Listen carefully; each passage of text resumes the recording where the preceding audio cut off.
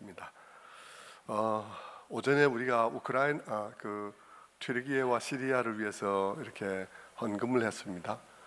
헌금을 했는데 너무 많은 분들이 참여해 주셔가지고 하루 만에 1,300여만 원이 모아졌습니다. 금년 들어서 우크라이나에 또 한 분이 또 이렇게 헌금해 주셔서 1,000만 원을 보내고, 작년에도 우크라이나에 또 몇백만 원을 보냈는데, 또 이렇게 2달도 안 된 시점에 또 많은 분들이 이렇게 모아주셔서 또 도울 수 있는 길이 열려서 참 감사하게 생각하고요. 한 주만 더 또 늦게 하시는 분들이 혹 있기 때문에 한 주만 더 기다렸다가 그렇게 도움을 보내도록 하겠습니다. 오늘 이 시간 우리가 이렇게 나누는 시간은 우리 특별히 우리 지용근 대표님 정말 우리 한국 기독교의 처음으로 정말 한국 기독교의 현상들을 데이터화해서 모든 목회자들에게 정말 눈을 뜨게 하는 그런 귀한 역할들을 해주셨어요. 그런 가운데서 우리가 지난번에 새벽기도 때 오셔가지고 강의해 주심으로써 우리가 지금 이런 상황이구나 하는 것을 알게 됐는데, 그때 다 못한 얘기들을 이 시간에 좀 나눠주시고요. 그리고 젊은이들하고 그러면 우리는 어떻게 해야 될 것인가 또 질문들을 함께 나누는 시간을 가지고, 그런데 제가 이제 이걸 기획한 것은 왜 그러냐 그러면요, 지용근 대표님은 이 통계 전문가이지만 여기에 교회론적인 측면이 같이 결부되지 않으면 굉장히 이게 좀 어려움이 생길 수가 있거든요. 그래서 정말 귀한 이 데이터와 우리 젊은이들의 궁금증과 의견들과 함께 저는 목사로서 교회론적인 측면에서 이것을 어떻게 접목할 것, 어떻게 어떤 입장을 유념해서 보아야 되는가, 우리가 모든 것을 고려할 때 어떤 바탕 위에서 또 해야 되겠는가 하는 문제를 함께 결부하기 위한 그런 모임으로 이렇게 시간을 갖습니다. 그래서 정말 귀한 강의 한번 우리가 들으시고 또 대화를 나누시고 또 함께 얘기를 나누면서 우리가 이 시대에 한국 교회가 어떻게 기도하며 또 어떤 방안들을 강구해야 될 것인지를 오늘이 아니라 지금 시작해서 앞으로 쭉 이렇게 얘기해 갈 수 있는 그런 첫 번째 시작의 시간이 되었으면 좋겠다는 생각을 하고 있습니다. 예배 시간이니까 예배 드려야 될 것 같은데 이것도 예배입니다. 우리 하나님 앞에 우리가 교회의 진로를 하나님 앞에 묻는 과정이기도 하고 그렇습니다. 그래서 우리 지용근 대표님 나오실 때 정말 외롭게 한국 교회에서 통계를 가지고 씨름하시며 가고 계신데 박수로 환영해 주시기 바랍니다.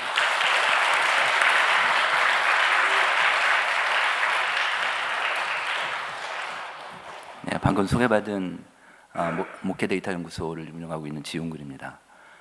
저희 연구소는 2019년도에 시작을 했으니까 4년쯤 됐습니다. 코로나 이후에 이제 많은 목회자들이 그 불확실성 속에서 막 다 문 닫고 막 교회 못 나오게 하고 막 그러니까 데이터에 대한 그 생각들이 인식들이 많이 올라가셨어요. 그래서 저희 연구소는 코로나와 함께 성장한 그런 연구소라고 볼 수 있습니다. 네, 화면 띄워 주시죠. 네. 네.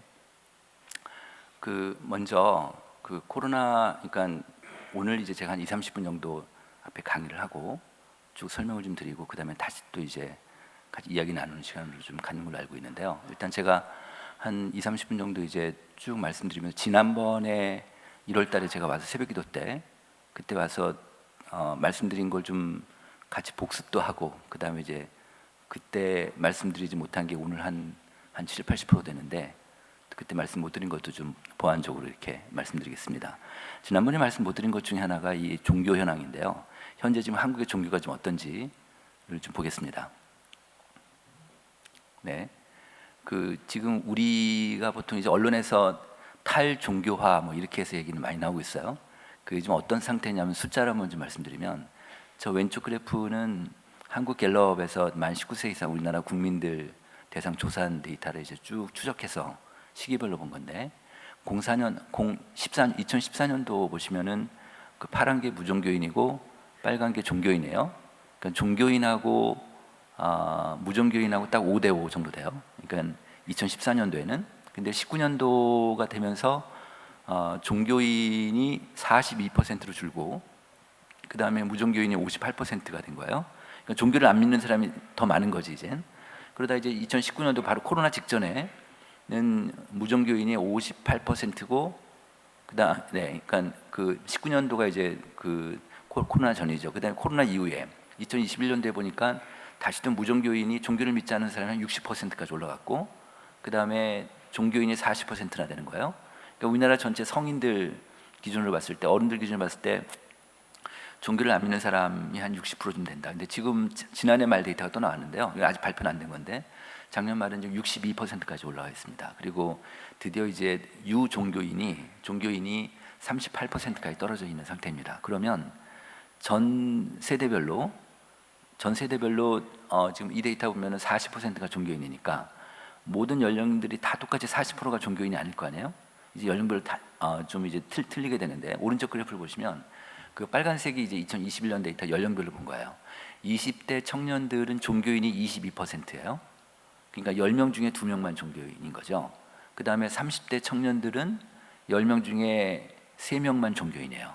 그러면 20, 30대 청년들 같은 경우는 이제 20대 같으면은 20%만 종교인이니까 그 안에서 뭐 개신교, 가톨릭, 불교 이렇게 나눠서 분포되는 시기니까 청년들 한 10명 정도 모이면 20대 청년들 만약에, 그러면 친구들끼리 모여서 종교 얘기가 할까 안 할까요? 잘 안 될 거예요. 왜냐하면 뭐 한 20%밖에 안 되니까. 그래서 지금은 탈종교 사회다. 그러니까 종교가 영향력도 줄어들고 있고, 그리고 종교인구가 계속 줄기 때문에, 그러니까 거꾸로 얘기하면 여기 지금 20, 30대 청년들 많이 오셨는데, 옛날에 청년들, 제가 청년부 시절에는 제가 이제 81학번이에요. 교회에 넘쳐나는 게 청년들이었단 말이에요. 그래가지고 맨날 시끄럽게 떠드니까 그 목사님이나 장로님들, 어른들이 되게 싫어했어요. 맨날 떠든다고 나가서 놀라고 하고 막, 그리고 헌금도 안 되니까 우리들이 막 이렇게 진짜 그랬는데, 요즘은 청년 한 사람이 귀한 거예요. 청년들 없으니까 한 명 한 명이 정말 귀한 시대가 됐다, 뭐 이런 거고요. 자, 그 다음에 이제 종교별로 한번 볼게요. 종교별로 보면은 2019년도는 불교가 20%고 개신교가 17%, 우리가 개신교니까. 그 다음에 카톨릭이 6% 이렇게 됐는데, 21년도를 보면 불교가 16%, 개신교가 17%, 그 다음에 천주교 똑같죠? 그럼 여기 보세요. 요 2년 사이에, 그러니까 코로나 전하고 후하고 딱 보니까 2년 사이에 불교만 딱 빠졌어요. 그죠? 불교가 4%가 빠졌어요. 요 몇 년 사이에 불교 인구가 언론 기사에 나온 적이 없어요. 언론에요. 한번 기억해 보세요. 불교 통계가 나온 적 있나? 잘 없어요. 여기 지금 불교가 다 언론을 다 틀어막고 있어요. 근데 여기 데이터에 보면은 불교가 2년 사이에 4%포인트가 빠진 거예요. 엄청나게 많이 빠졌죠. 그러니까는 이제 어른들 기준으로도 이제 그 개신교가 17%인데, 개신교가 지금 19년하고 21년, 우리가 2020년에 개신교가 코로나 시작되고 나서 교회가 얼마나 언론으로부터 두드려 맞았어요. 정말 공격을 많이 당했죠. 뭐 그냥 코로나 감염 경로를 해가지고 막 교회발 감염 그러면 안 믿는 사람들은 교회 나쁜 놈들 그래가지고 얼마나 그랬겠어요. 근데 저 개신교인이 안 줄었어요. 그때. 그죠? 그러니까 이게 신앙이라는 게 이게 신념이기 때문에 그냥 I'm still Christian인 거예요. 아무리 우리가 두드려 맞더라도. 그런데 지금은 개신교가 작년 말 데이터가 나왔는데 이게 15%까지 떨어졌습니다. 다시 얘기하면요, 지금요 어떤 상태냐면 15%가 크리스찬이에요. 15% 정도가. 그러니까 굉장히 많이 줄었죠. 과거에 뭐 20%, 25% 되다가 15%. 가나안 성도 들어보셨어요? 가나안 성도 그 가나안 거꾸로 해보세요. 안 나가. 그러니까 교회 안 나가는 사람들이 가나안 성도예요. 그러니까 크리스찬인데 교회 안 나가는 사람들. 이 가나안 성도가 지금 30%까지 올라와 있어요. 30%까지. 그러면 15% 곱하기 0.7 정도 교회 나가는 사람들이니까 0.7 하면은 10.5 정도 되니까 전체 국민의 10%만 교회 출석하는 사람들이에요. 지금 이렇게 되고 있습니다. 그런데 여기 이제 오른쪽 그래프를 보시면 불교 인구 한번 볼게요. 그러니까 이건 뭐냐면 이제 종교별로 보니까 무종교인이 굉장히 많지만 21년도에 이제 무종교인 그 20대 같으면은 22%만 종교인이니까 그 20을 다시 나눠본 거예요. 그랬더니 불교가 4%고 개신교가 14%, 그 다음에 카톨릭이 6% 이렇게 카톨릭이 3% 이렇게 나왔죠. 그러니까 그 다음에 30대도 불교가 6% 그다음에 그 개신교가 19% 그다음에 카톨릭이 5%인가요? 네, 이렇게 됐어요. 그러니까 무종교인이 많지만 20, 30대 청년들 같은 경우는 종교인을 100으로 보면 개신교의 점유율이 한 60% 돼요. 개신교의 점유율이. 그러니까 모든 종교인 중에서 20, 30대 청년 중에서는 개신교가 한 60%를 차지하고 있는 거예요. 지배적이죠. 다시 얘기해 볼게요. 지금 불교가 20대가 4%고 30대가 6%니까 다음 세대 한 30년 뒤에 한 세대 지나면 불교가 어떻게 될까요? 불교가 우리나라에서 소수 종교밖에 안 될 거예요. 이제는 뭐 산속에서 그냥 사찰 그 정도 그냥 유적지 정도만 될 거지. 불교인 것도 확 주니까. 그래서 개신교도 개신교지만 이 불교가 굉장히 큰 위기예요. 지금 말을 못해도. 그러니까 1년에 승가대학 들어가는 학생들이 별로 없어요. 거의 안 들어와요. 뭐 지금 이런 상태고 해서 그러다 보니까 개신교가 한 60% 점유율을 차지하고 있으니까 그래서 저는 이런 생각이 든 거예요. 야, 지금 청년들 또는 교회 학교 학생들 한 사람을 교육시키는 게 되게 중요하겠구나 앞으로. 다시 얘기하면 이제는 개신교 점유율이 한 60% 되니까 다음 세대 가면 미래 사회라 그러면 교회가 부패하면은 한국 사회가 더 부패할 거 아니에요. 그죠? 교회가 주도적이니까 종교의 역할이라는 게 그런 거니까. 근데 교회가 그래도 좀 깨끗하고 좀 건강하고 이 사회의 어떤 윤리적인 어떤 도덕적인 거 그다음에 기독교 가치를 지향하려고 하는 그런 기독교가 된다고 하면은 그래도 우리 사회가 덜 부패하겠죠. 뭐 그런 생각이 드는 거예요. 그래서 지금은 교회학교 교육이 되게 중요하겠다. 지금 한 명 특히 이제 그 초등학교 같으면 초등학교 1, 2, 3학년들은 아직 잘 모른다고 하면 4, 5, 6학년은 자기 세계가 있거든요. 4, 5, 6학년부터라도 기독교 세계관을 넣어주고 기독교 인생관을 넣어주고 기독교 가치관을 넣어주는 게 굉장히 중요하겠구나. 뭐 이런 생각이 이런 생각이 들었습니다. 네, 또 보겠습니다. 다음 번 보시죠. 다음 번. 네. 그다음에 지난번에 이제 말씀드린 건데 이 플로팅 크리스천 이제 붕 떠서, 그러니까 그 플로팅이라는 단어가 이제 붕 떠 있는 거예요. 그죠? 떠 있는 거예요. 그러니까 지금 코로나 이후에 코로나 이후에 나타난 현상들인데, 그러니까 그 붕 떠서 온라인상에서 이렇게 계속 왔다 갔다 하는 사람들이 있다. 근데 한국 교회 전체적으로 보면은 교회 전체적으로 보면 한 30% 정도가 온라인상에서, 우리 교회 말고 온라인상에서 떠돌아다니는 사람이다. 근데 이게 점점 늘어난다. 이런 게 이제 하나 특징적이고, 근데 현장 예배자가 지금 코로나 전하고 지금하고 딱 30% 줄었어요. 전국 평균.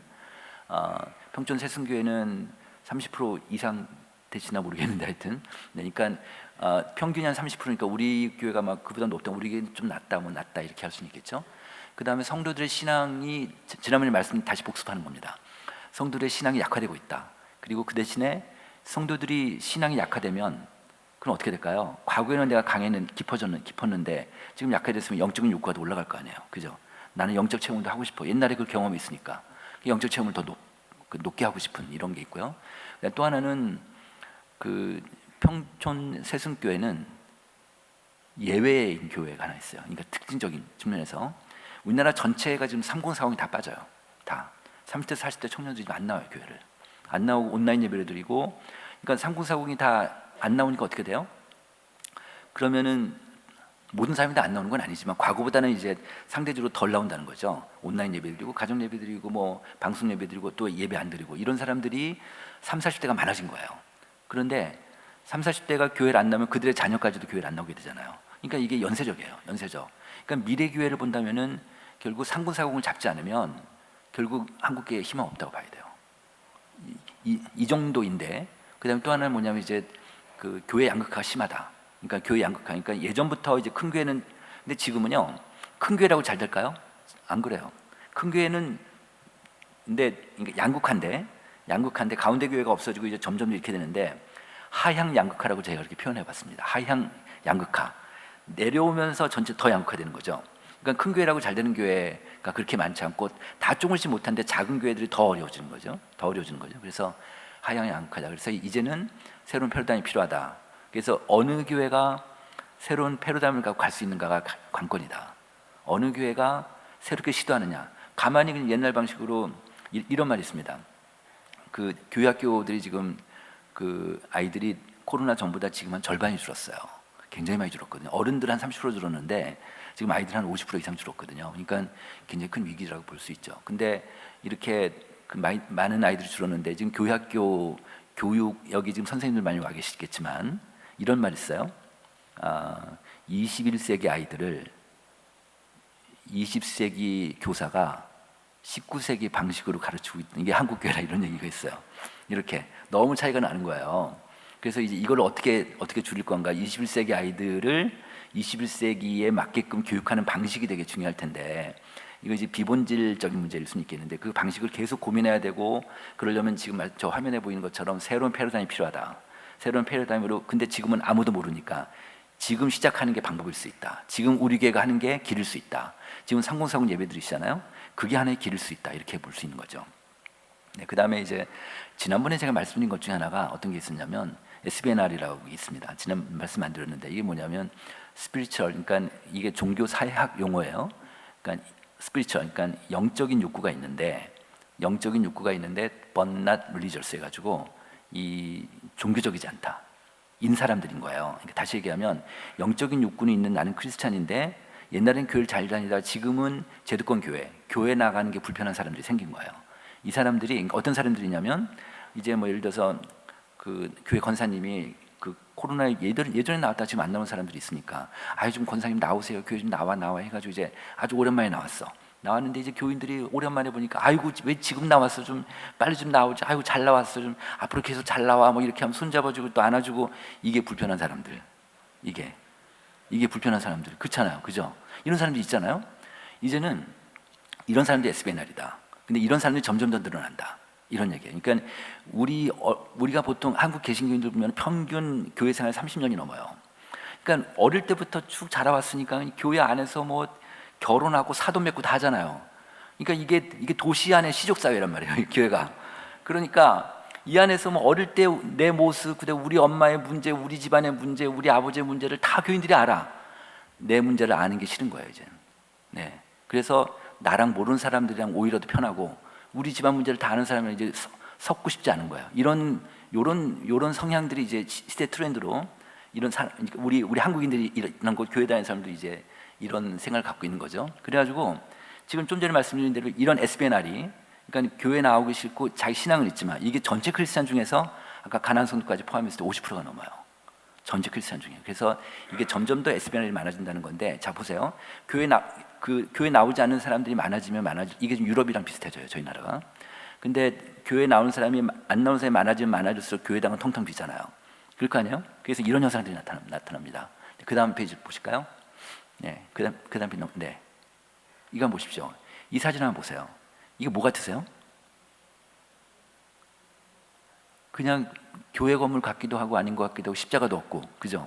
그런데 그 다음 거 보면 이 건물의 밤에 이제 그 간판 있고 그 미니스커트 입은 이제 아가씨가 이렇게 저 건물로 들어가는 장면이에요.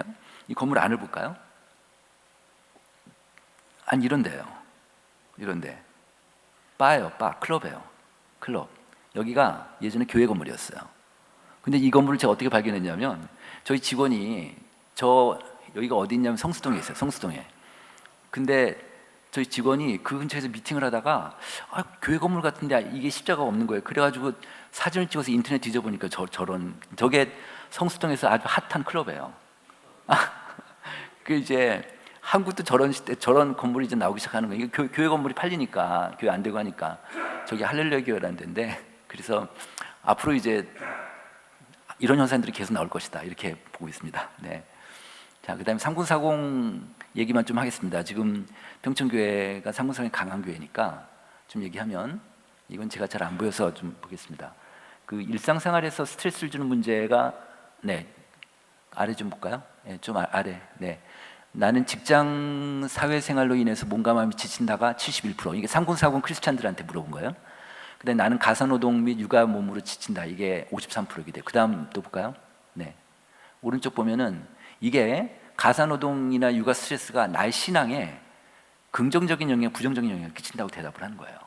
그 다음에 직장 사회생활 스트레스도 영향 안 받는 게 63%인데 이게 37% 같은 게 더 이제 그 부정 영향을 끼친다고 보는 건데 제가 좀 시간을 갖더라도 이 얘기를 좀 하고 싶어요. 요즘 젊은 사람들이 어떻게 사냐면 제가 아들을 결혼시켰어요. 얼마 전에 결혼시켜서 손녀가 있어요. 근데 이제 아들 며느리 걔네 둘이 사는 걸 보니까 그 며느리는 직장 일을 안 하고 아이만 키워요. 그러니까 우리 아들만 직장 생활 한단 말이에요. 그러면은 하루 종일 이제 애를 보다가 우리 아들이 한 밤에 이제 9시 정도에 지친 몸을 끌고 집에 와요. 그럼 집 부인이 애를 남편한테 넘겨놓고 지는 안방으로 쏙 들어가는 거예요. 그러니까 하루 종일 애를 봤다 이거지. 근데 저는 이제 그 아들의 아버지니까 우리 아들이 너무 불쌍한 거예요.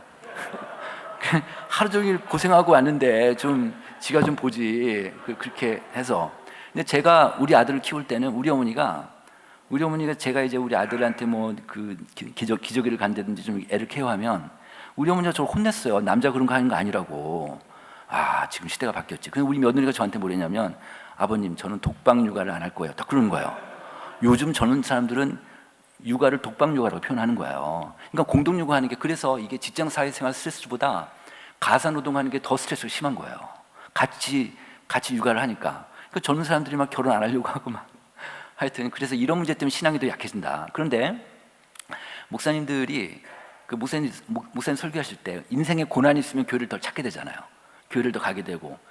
근데 안 그래요. 현실은 그 상군사공들은 힘들면 교회를 안 가요. 힘들면 더 교회를 갈 것 같아도 신체적으로 힘들고 정신적으로 힘드니까 교회를 안 가버리고 그냥 신앙이 약해지는 거죠. 이런 현상이 있어요. 그래서 이게 지금 한국에 숨어 있는 큰 허들이다. 이게 그렇게 보는 거예요. 또 보겠습니다. 그래서 이제 이런 것들이 SBNR의 증가를 부추긴다, 이런 얘기고요. 상군사공, 그래서 이런 현상 때문에 상군사공이 좀 어떠냐면 저희가 신앙 수준을 측정을 해요. 그래서 이제 4가지 척도를 두고, 그래서 이제 1단계부터 좀 보면은 나는 하나님을 믿지만 그리스도는 잘 모르겠다. 그 다음에 나는 예수님을 믿으며 그분을 알기 위해 여러 가지 일을 하고 있다. 그 다음에 나는 그리스도와 가까이 있으며 거의 매일 그분의 인도하심을 의지한다. 하나님은 내 삶의 전부이면 나는 그분으로 충분하다. 이렇게 4단계로 해놓고 이제 본인의 신앙은 어디에 속하십니까? 이렇게 찍으라고 한 거예요. 그렇게 했더니 빨간 거가 상궁사궁이고, 그 다음에 파란 거가 그 5060, 50대 60대에서 두 그룹을 비교를 했어요. 그랬더니 확실히 1단계 가장 신앙이 약한 사람들, 그러니까 구원의 확신도 없고 예수 그리스도 잘못 교회만 왔다 갔다 하는 친구들 이럴 수 있겠죠. 1단계 가장 신앙이 약한 사람들이 34대 14로 상궁사궁이 훨씬 높아요. 근데 전 세대 중에서 상궁사궁이 제일 높아요, 저게. 네, 그렇습니다. 그래서 상궁사궁이 좀 어렵다는 거고요. 네, 그 다음 페이지요. 네, 그 다음 페이지 넘어가 주세요. 네. 그 다음에 오케이. 다시요. 네. 그래서 상궁사국은 3명 중에 1명은 하나님을 믿지만 그리스도를 잘 모르겠다. 이렇게 응답을 한 거예요. 그 다음에 이제 코로나 이후에, 그래서 이 사람들한테, 그러니까 그 코로나 때 이제 코로나 이전부터 교회에 나간 상궁사국한테 물어본 거예요. 지금 교회 생활 어떻게 하고 있습니까? 물어봤더니 여기 보시면은 네. 현장 예배를 유지하는, 현장 예배 나가고 있는 상궁사국이 한 57% 되고 43%는 현장 예배 안 나가는 거예요. 상궁사국 중에. 그리고 이제 이 사람들이 물어봤어요. 그럼 앞으로 10년 후에는 어떻게 할 거냐? 10년 후에는 어떨 것 같으냐 그랬더니 지금 현장 예배 안 나가는 상궁사공에 대해서는 73%가 나는 기독교를 버리거나 교회를 떠날 것 같아요. 이렇게 응답을 한 거예요. 그러니까 다시 얘기하면 지금 교회 밖에 있는 상궁사공 있잖아요. 30대 40대 이 청년들은 이 사람들을 지금 안 부르면, 안 끌고 오면 영원히 교회 떠날 사람들이에요. 그리고 신앙을 잃어버릴 사람들이고. 그래서 이 문제가 좀 한국계에 좀 큰 문제다는 얘기고요. 그 다음 또 보겠습니다. 네, 그 다음에 네. 그리고 상군사원 중에서 3명 중에 1명만이 소그룹을 참여하고 있다, 이렇게 되어 있는데 5060보다는 훨씬 적죠. 그러니까 지금 상군사원 예배를 드리고 계신데 이분들을 어떻게든지 소그룹화 시키는 게 되게 중요할 것이다. 그래야지 그 안에서 삶을 나누고 그 다음에 신앙을 나누고 자기 고민을 얘기하고 이러면서 어떤 그 교회 소속감도 높이고 공동체성 높이고 이렇게 할 수 있다는 거죠. 네, 그 다음에 이제 포스코로나 교회가 이제 어떻게 대응해야 될 건가, 그 코로나 이후에 이제 그 얘기인데, 제가 지난번에 말씀드린 것 중에 1, 2, 3, 4인데 4호가 됐네요. 소그룹 시스템을 구축해야 된다. 소그룹 시스템 구축하는 것이 훨씬 데이터상으로 보면은 교회를 공동체성을 올리는데 굉장히 중요한 그런 툴이 될 수 있겠다. 그러니까 도구가 될 수 있겠다는 거고. 그 다음에 우리나라에서 아마 소그룹을 제일 잘하는 교회 중에 하나가 그 분당에 있는 지구촌 교회일 거예요. 지구촌 교회가 정말 소그룹을 잘하는데 그 교회는 모든 시스템이 소그룹 중심으로 돼 있어요. 그 교회는. 그래가지고 1년에 한 번은 주일날 교회를 다 못 나오게 해요. 거기는요. 세상에 교회가 주일날 교회를 못 나오게 해요. 그런 교회가 있어요. 대신에 소그룹별로 다 집에서 예배를 드리게 해요. 소그룹별로. 뭐 그런 교회가 있어요. 그러니까 그 교회는 새신자가 소그룹 통해서 들어와요. 새신자가 소그룹 먼저 들어가서 거기서 교제를 나누고 좀 친해지고 나면 교회 들어오고 막 그래요. 근데 그게 목사님을 얼마 전에 뵀는데 그 목사님 그러시는 거예요. 아, 내가 지 대표한테 얘기는 못 하겠지만 우리 교회 코로나 이후에 이런 표현을 쓰셨어요. 엄청나게 컸어, 이런 얘기를 하는 거예요. 그러니까 교인 수도 엄청나게 크고 헌금도 엄청나게 늘었어, 이런 얘기를 하는 거예요. 근데 이유는 소그룹밖에 없어요, 그 교회는. 그러니까 굉장히 소그룹 시스템이 잘 돼 있죠, 거기는.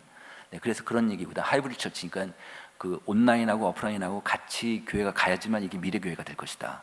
지금 오프라인 중심을 하게 되면 결국 미래 교회로는 좀 어려울 것이다, 이렇게 본 거고요. 그다음에 이제 MZ 세대 청년 사역에 대해서 좀 제가 말씀드렸고, 그다음에 퍼블릭 처치, 그래서 이제 교회가 이제는 코로나 이후에는 공적 역할을 잘해야 된다. 교회 담을 내리고 그 지역 사회랑 정말 소통을 잘하셔야 된다. 이래서 근데 이 많은 사역들이 있는데 그 중에서 하나만 잡고 선별적으로 집중한 전략을 좀 해보시는 게 어떻겠냐, 이렇게 좀 말씀을 드렸습니다. 근데 여기서 이제 제가 지난번에 말씀드린 거, 그 소그룹 시스템 다시 한번 이제 반복해서 말씀드리면은 지금 현재 사회 트렌드가 개인 중심의 사회가 되기 때문에 이제 그러니까 전체 대규모로 모이는 게 잘 안 된다. 그래서 개인 중심인데 이 개인, 지금 또 하나 문제는 학교를 졸업하고 동창회 있죠, 동창회나 동문회가 잘 안 돼요. 다 어느 학교든 그렇거든요. 왜 그럴까요? 20년, 30년 다 졸업한데 그렇게 오랫동안 세월이 지나니까 그 사람이 직업도 다르고 생각하는 바 다르고 다 다르고 학교 다닐 때 같은 교실에서 공부는 했지만 다 생각이 다르니까 지금 몇십 년 뒤에 만나면 할 얘기가 없는 거예요. 그냥 맨날 술만 먹는 거예요. 그러니까 이게 잘 안 맞지. 안 맞으니까 동창회 같은 게 잘 안 돼요. 그러니까 지금 뭐가 잘 되냐? 소위 얘기해서 살롱 문화라고 하죠. 살롱 문화. 그러니까 몇 사람끼리 소수끼리 친한 사람들. 그러니까 지금은요, 사람들이 다 느슨한 인간관계를 좋아해요. 자기 깊이 있게 들어가고 싶지 않아. 근데 소수의 몇 사람만, 그러니까 우리가 인간관계들 많이 하시잖아요. 인간관계를 다 줄이고 싶어 하세요. 그러니까 늘리고 싶지 않고 다 줄이고 싶어 하고 그 중에 소수의 몇 사람하고만 친하게 지내고 싶다. 그러니까 자기 삶을 나눌 수 있는 소수의 몇 사람, 이런 시대로 좀 가고 있어서, 그래서 이런 게 지금 현재 소그룹하고 맞는다, 이런 얘기고요. 그래서 소그룹 효과들이 뭐 심리적 안정도 있고, 그 다음에 소그룹 활동자가 비활동자보다 굉장히 신앙 인덱스가 높고, 뭐 그래서 소그룹이 교회 공동체로서 그 교회에서 공동체로서 작용하는 데는 핵심이 된다, 이런 말씀을 드렸습니다. 그래서 또 하나는 이 데이터는 지난번에 안 보여드렸었는데, 이건 뭐냐면 목사님들, 한국계 목회자들한테 물어봤어요. 목사님 교회는 소그룹이 잘 되십니까? 잘 안 되십니까? 물어봤어요. 소그룹이 안 되는 목사님들이 한 60%가 좀 넘습니다, 한국교회 전체가. 근데 그 중에서 소그룹이 잘 안 되는 목사님들의 이유를 물어봤어요. 그랬더니 성도들이 바빠서 모일 시간이 없다, 이게 제일 높았고, 두 번째가 헌신될 리더가 없다, 이게 두 번째가 높았고, 세 번째는 성도들이 소그룹에서 자기를 오픈하는 것을 싫어한다, 이런 거예요. 예를 들어서 우리가 구역 예배가 있어요. 여기 이제 목장이라고 그러시죠? 그 구역 예배 구역장이 있다고 합시다. 그럼 이제 그분이 나이가 평균 한 65세쯤 돼요. 그럼 65세에 있는 구역 모임에, 목장 모임에 그 리더가 한 65세인데 40대 여자 집사님이 들어가서 얘기할 수 있을까요? 어렵죠. 어려워요. 얘기가 안 돼요. 얘기가 안 된단 말이에요. 그래서 이런 것 때문에 동질적이지 않아서 자기를 오픈하지 못하는 거예요, 나가더라도. 그러니까 그런 문제가 있어서, 그래서 이런 문제 때문에 특히 이제 두 번째, 헌신을 리더가 없다. 그러니까 리더를 키우는 게 되게 중요하다. 그러니까 어느 교회든지 이제 한 명이라도 리더를 키우는 게 되게 중요하다, 이런 얘기고요. 네, 그다음 또 보겠습니다. 미국의 그 소그룹으로 유명한 교회가 있는데, 그 미국 LA 좀 밑에 보면 얼바인 지역에 그 세르베 교회라고 있어요. 그 목적이 이끄는 삶, 그 책 진 그 니고레 목사, 이분이 전 세계적으로 잘 팔리니까 그 인세를 받으면 다 교회 헌금하신대요. 이분은 뭐 인세 한 90%를 헌금하신다는데 그 교회 한 2만 5천 명 되거든요. 전 교인 중에서 니고레 목사 헌금이 제일 많대요. 전 세계에서 인세가 들어오니까. 그런데 이분이 하는 말이에요. 사람들의 변화는 대그룹에서 일어난다고 생각하지 않는다. 사람들은 소그룹에서 변한다. 소그룹에서 삶을 나누는 게 되게 중요하다. 근데 동질적이어야 된다, 뭐 이런 얘기입니다. 그래서 또 하나 이제 소그룹 얘기하면서 이제 지난번에 말씀 안 드린 것 중에 이게 있습니다. 우리나라 사회적으로 지금 뭐 MZ 세대 그래가지고 10대 뭐 20대 MZ 하면은 40대 초반까지 MZ예요. 근데 뭐 이런 MZ 세대들하고 그다음에 기성세대들, 노인분들 많으시니까 이게 지금 너무 생각이 다른 거예요. 너무 생각이 다르고, 특히 디지털 쪽으로 이건 IT, 뭐 인터넷 만지고 이런 것들이 너무 차이가 나니까 그래서 우리나라 정부에서도 이 문제가 너무 심각하니까 디지털 격차라고 그러죠. 디지털 격차가 너무 심각하니까 이걸 갖고 계속 2년에 한 번씩 보고서를 내고 있어요. 그 보고서 내용인데 이게 뭐냐면 연령별로 디지털 기기를 사용할 수 있는 능력을 수준을 본 거예요. 뭐냐면 핸드폰 사용할 수 있는 능력을 본 건데 우리나라 전체 평균을 일반 국민 평균을 100이라고 봤을 때 19세 이하 젊은 사람들은 121까지 올라가요. 그리고 20대는 134까지 올라가요. 30대도 133, 40대도 118, 50대도 뭐 괜찮아요. 이제 60대부터 뚝 떨어지는 거예요. 60대만 해도 57밖에 안 되는 거예요. 이거 사용할 수 있는 능력이. 그다음 70대 이상은 15밖에 안 돼요. 이렇게 되는 거예요. 그다음 그래프 한번 보여주실래요? 네, 여기 보시면 이건 뭐냐면 이건 한국 갤럽 데이터인데 지난 1년 동안에 다음에 디지털 서비스를 한 번이라도 해본 적 있습니까? 모바일 핸드폰으로 이걸 물어본 거예요. 그래가지고 모바일 쇼핑, 모바일로 물건 산 거는 20, 30대는 80%가 넘고 그다음에 가운데 거 보십시오. 모바일 뱅킹, 그러니까 그 핸드폰으로 은행일 본 거, 은행일 본 거가 20대, 30대는 90% 안팎이 되죠. 그다음에 60대 이상 보십시오. 60세 이상은 모바일 핸드폰으로 은행 송금하고 뭐 이런 것들을 23%밖에 안 하시는 거예요. 그러니까 너무 차이가 나죠. 그러니까 은행 지점들 가면 다 노인들밖에 안 계신 거예요. 그러니까 완전히 삶의 양식이나 방식이 완전히 다른 거죠. 그러니까 이런 디지털 갭이 너무 커지니까 그래서 어떤 문제가 생기냐면 교회 전체 리더분들이 당회면은 다 60대 이상이시잖아요. 그죠? 이분들이 20, 30대 젊은 사람들까지도 다 끌고 가면서 의사결정을 하시는 게 문제라고 본 거예요. 네, 그래서 한번 그 다음 페이지 한번 보시죠. 네.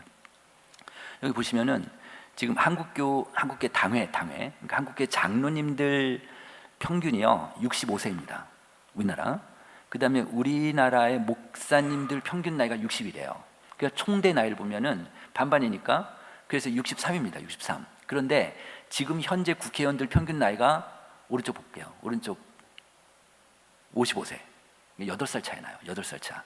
그러니까 교회 리더십하고, 그러니까 한국을 끌고 가고 있는 가장 의사결정 라인 그룹이라면 국회의원들이라고 한다면, 정치인들이라고 한다면, 국회의원들이 어떤 민의를 수렴해서 지금 하고 있으니까 국회의원들이 지금 평균 55세인데 지금 63이니까 8살 차이가 나는 거예요. 굉장히 크죠, 사실은. 그러다 보니까 국회의원들은 지금 50대가 지금 59%나 제일 많은데 지금 교회 리더들은요 60세 이상 75%가 되는 거예요. 그러다 보니까 밑에 의견들이 반영이 되겠어요, 안 되겠어요? 이런 문제가 있어요. 자, 그 다음 또 볼게요. 그래서 이걸 좀 더 구체적으로 말씀드려 볼게요. 이게 뭐냐면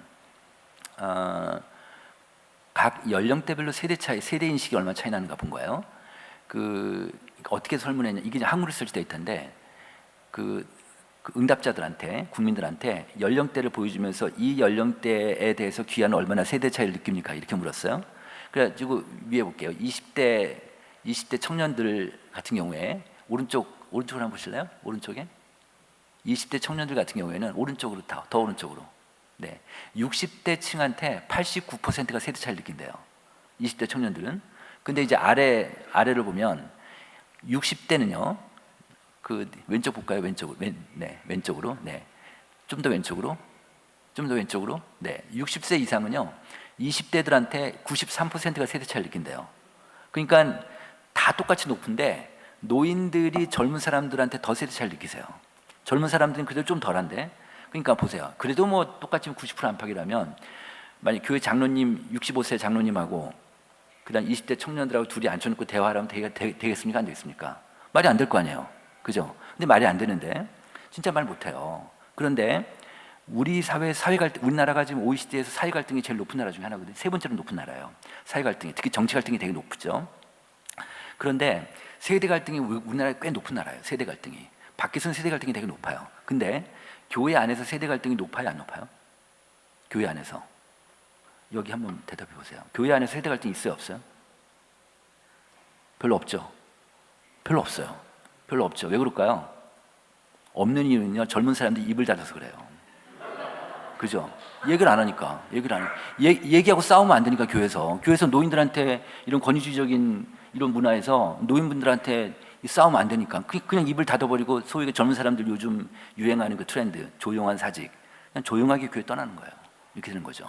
네, 그래서 이런 문화로 가게 되면 젊은 사람은 계속 떠난다, 이렇게 보는 거예요. 네. 또 보겠습니다. 이걸 또 볼게요. 이건 뭐냐면 같은 조사인데 같은 조사인데 우리 국민들한테 물었어요. 귀하보다 몇 살 위면 세대 차이를 느낍니까? 이랬어요. 그랬더니 평균 6살이 나왔어요. 평균 위로. 그 다음에 귀하보다 몇 살 아래면 세대 차이를 느낍니까? 이렇게 물었더니 또 평균 6살이 나왔어요. 마이너스 5.7이죠. 그러니까 플러스 마이너스 6살, 12살이에요. 우리가 보통 한 세대 그러면 몇 살이죠? 30년이잖아요. 우리나라 한국인들의 인식상으로 한 세대는 12년이에요. 12년. 그러니까 그 소그룹 리더가 목자라고 하시나요? 여기서 목자님이 그 목자 연령이 만 60세다. 그러면 50세가 들어갈 수 있어요, 없어요? 쉽지 않아요. 40대가 들어갈 수 있어요, 없어요? 어려워요. 그래서 다시 얘기하면 청년들은 청년부가 있잖아요. 청년부 활동하니까. 그러니까 30대 기혼자, 40대 기혼자, 50대 기혼자 갈 소그룹이 없어요, 지금. 네, 그래서 이걸 잘 만드시는 게, 그러려면 30대, 40대, 50대 소그룹 리더를 키우셔야 된다. 이런 결론이 나올 수 있습니다. 네. 그 다음에 이제 고령교회인데 제가 30분이 넘은 것 같아요. 그만할까요? 그냥 할까요? 네, 네. 그 우리나라 노인 지금 우리나라가요. 제가 좀 더 할게요. 네. 앞으로 50년 동안의 미래 인구 추계가 발표가 됐어요. 작년에 2021년 말에 발표가 됐어요. 그 자료를 보면 지금 현재 우리나라가 전 세계에서 고령화 속도가 제일 빨라요. 고령화 속도라는 게 뭐냐면 65세 이상 인구가 있잖아요. 그 나라 인구. 65세 이상 인구가 1년 사이에 몇 퍼센트가 늘었는지 이게 고령화 속도예요. 근데 OECD 평균이 2.8%예요. 근데 한국이 4.4%예요. 지금 전 세계에서 가장 최장수국은 일본입니다. 일본은요, 전 인구 중에서 10명 중에 3명이 65세 이상 노인이에요. 우린 16명이거든요, 지금. 근데 일본이 가장 장수국인데 일본이 고령화 속도가 2.2명이에요. 한국이 4.3, 일본의 딱 2배예요. 그러니까 급속하게 우리가 노인이 늘고 있는데 지금 현재 만 20세 이상으로 봤을 때 60세 이상 고령층이 우리나라 전체 인구 중에 30%예요. 그러니까 만 20세 이상으로 봤을 때 30%인데 교회는 33%예요. 그러니까 교회가 좀 더 고령화되고 있어요. 그러니까 근데 또 하나 뭐냐면 그러니까 이런 오후 예배 때문에 다 노인들 많이 오시잖아요. 아무래도 이렇게 되는데 그런데 이 우리나라의 그 한국인들 수명이 있잖아요. 평균 수명이 뭐냐면 올해 태어난 아이가 몇 살까지 살 수 있는지 그거예요. 근데 평균 83입니다. 우리나라가. 그러니까 83인데 여성이 86이고 남성이 80이에요. 드디어 남자도 이제 80까지 사는 거예요. 이제 83인데 건강 수명이라는 게 있습니다. 건강 수명. 건강하게 사는 건강 수명이 73이에요, 우리나라가. 73. 그러니까 그 한국인 평균을 보면 73까지 건강하게 살다가 10년 동안 아프다가 사망하는 거예요. 요게 이제 한국이네요. 요게. 그런데 웬만한 교회 주요 교단의 교회 직분자 은퇴가 몇 살이죠? 70이에요.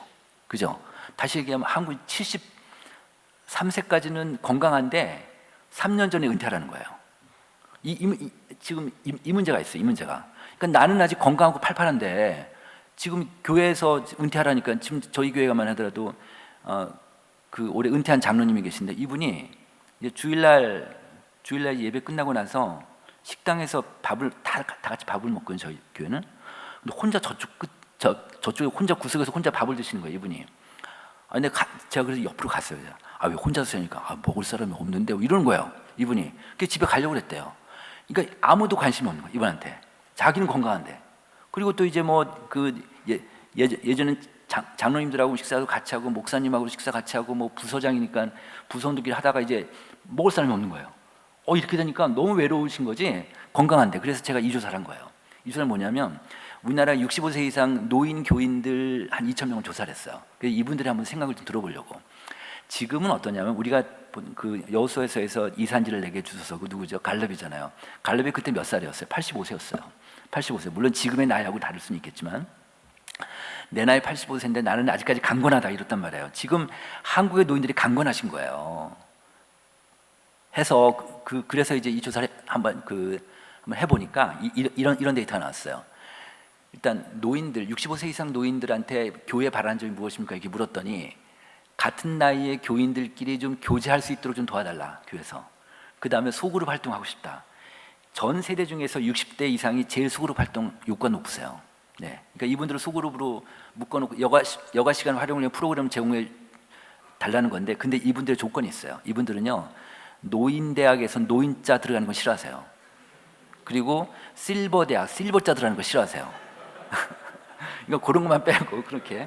이분들한테 어쨌든 소그룹을 만들어서 잘 이렇게 활동하시는 게 되게 중요한데, 그런데 그 다음 페이지 또, 두 번째는 뭐냐면, 이분들한테 뭘 물어봤냐면 신앙생활에 영향을 주는 요인이 무엇입니까 물어봤어요. 그랬더니 목사님이 제일 높았어요. 자기 부인이나 뭐 자기 남편이나 자식들이 아니라, 그러니까 목사님에 대한, 나이가 들수록 목사님에 대한 의존도가 높아져요. 그래서 목사님들이 또는 교회 리더분들이 이렇게 노인들한테 한마디 해주시는 게 되게 중요하겠다, 뭐 이런 얘기고요. 그 다음 페이지요. 그다음 세 번째는요, 한번 볼게요. 나는 건강이 허락하는 한 교회에서 주어진 사역을 적극적으로 하고 싶다. 그러니까 지금 이 질문은요, 70세 이상 은퇴교인들한테 물은 거예요. 그랬더니 70세 이상임에도 불구하고 절반이 하고 싶대요. 절반이 사역을 하고 싶대요. 그리고 나는 아직 교회에서 일을 할 만큼 신체적 정신적 능력이 된다. 40%나 돼요. 근데 여기는 제가 안 썼지만 14%는요, 14%의 노인들은 나는 기회가 된다면 해외 선교사로 나가고 싶다요. 이 정도로 이렇게 욕구들이 높으세요. 이거를 교회에서 풀어주셨으면 좋겠다. 그 얘기고요. 자, 그 다음에 이제 하나 그 사례를 말씀드리겠습니다.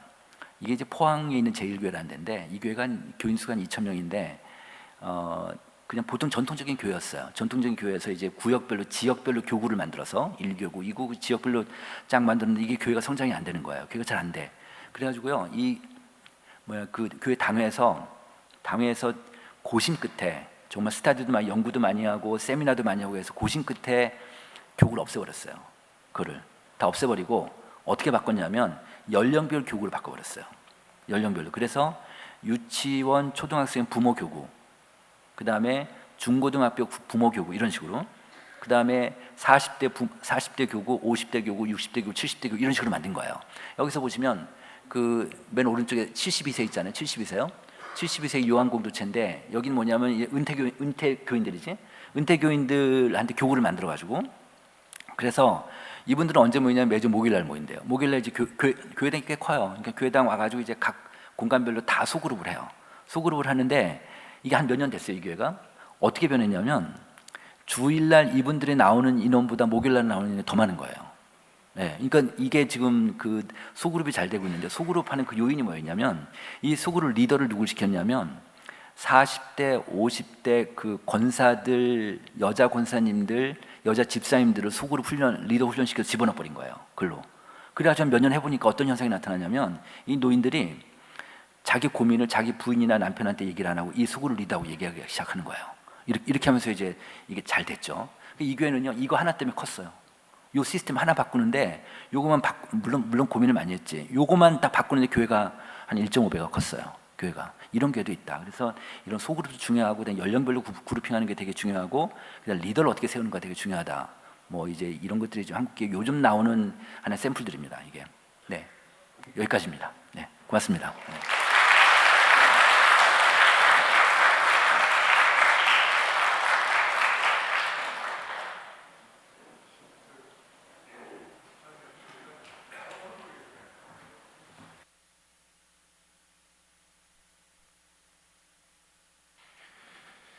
네, 두 번째 순서를 맡게 된 이재호 목사입니다. 잠깐 자리를 다시 정리하고 시작하겠습니다.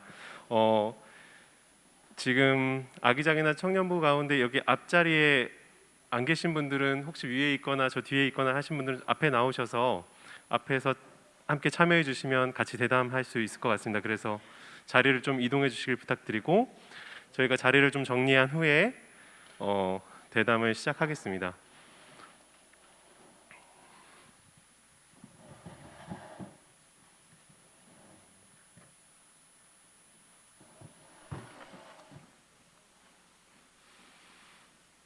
대표님 앉으시면 될 것 같습니다.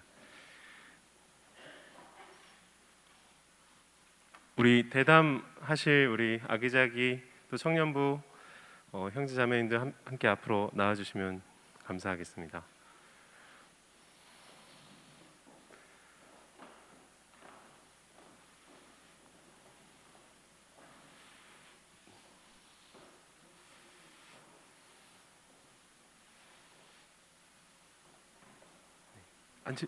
앉으시면 될 것 같습니다.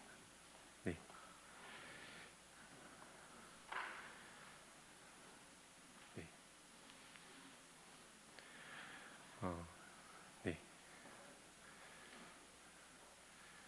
좀 생소하실 수 있는데요. 저희가 또 대표님 귀한 강의 듣고 그것에 대해서 좀 같이 이야기하는 시간을 가지려고 합니다.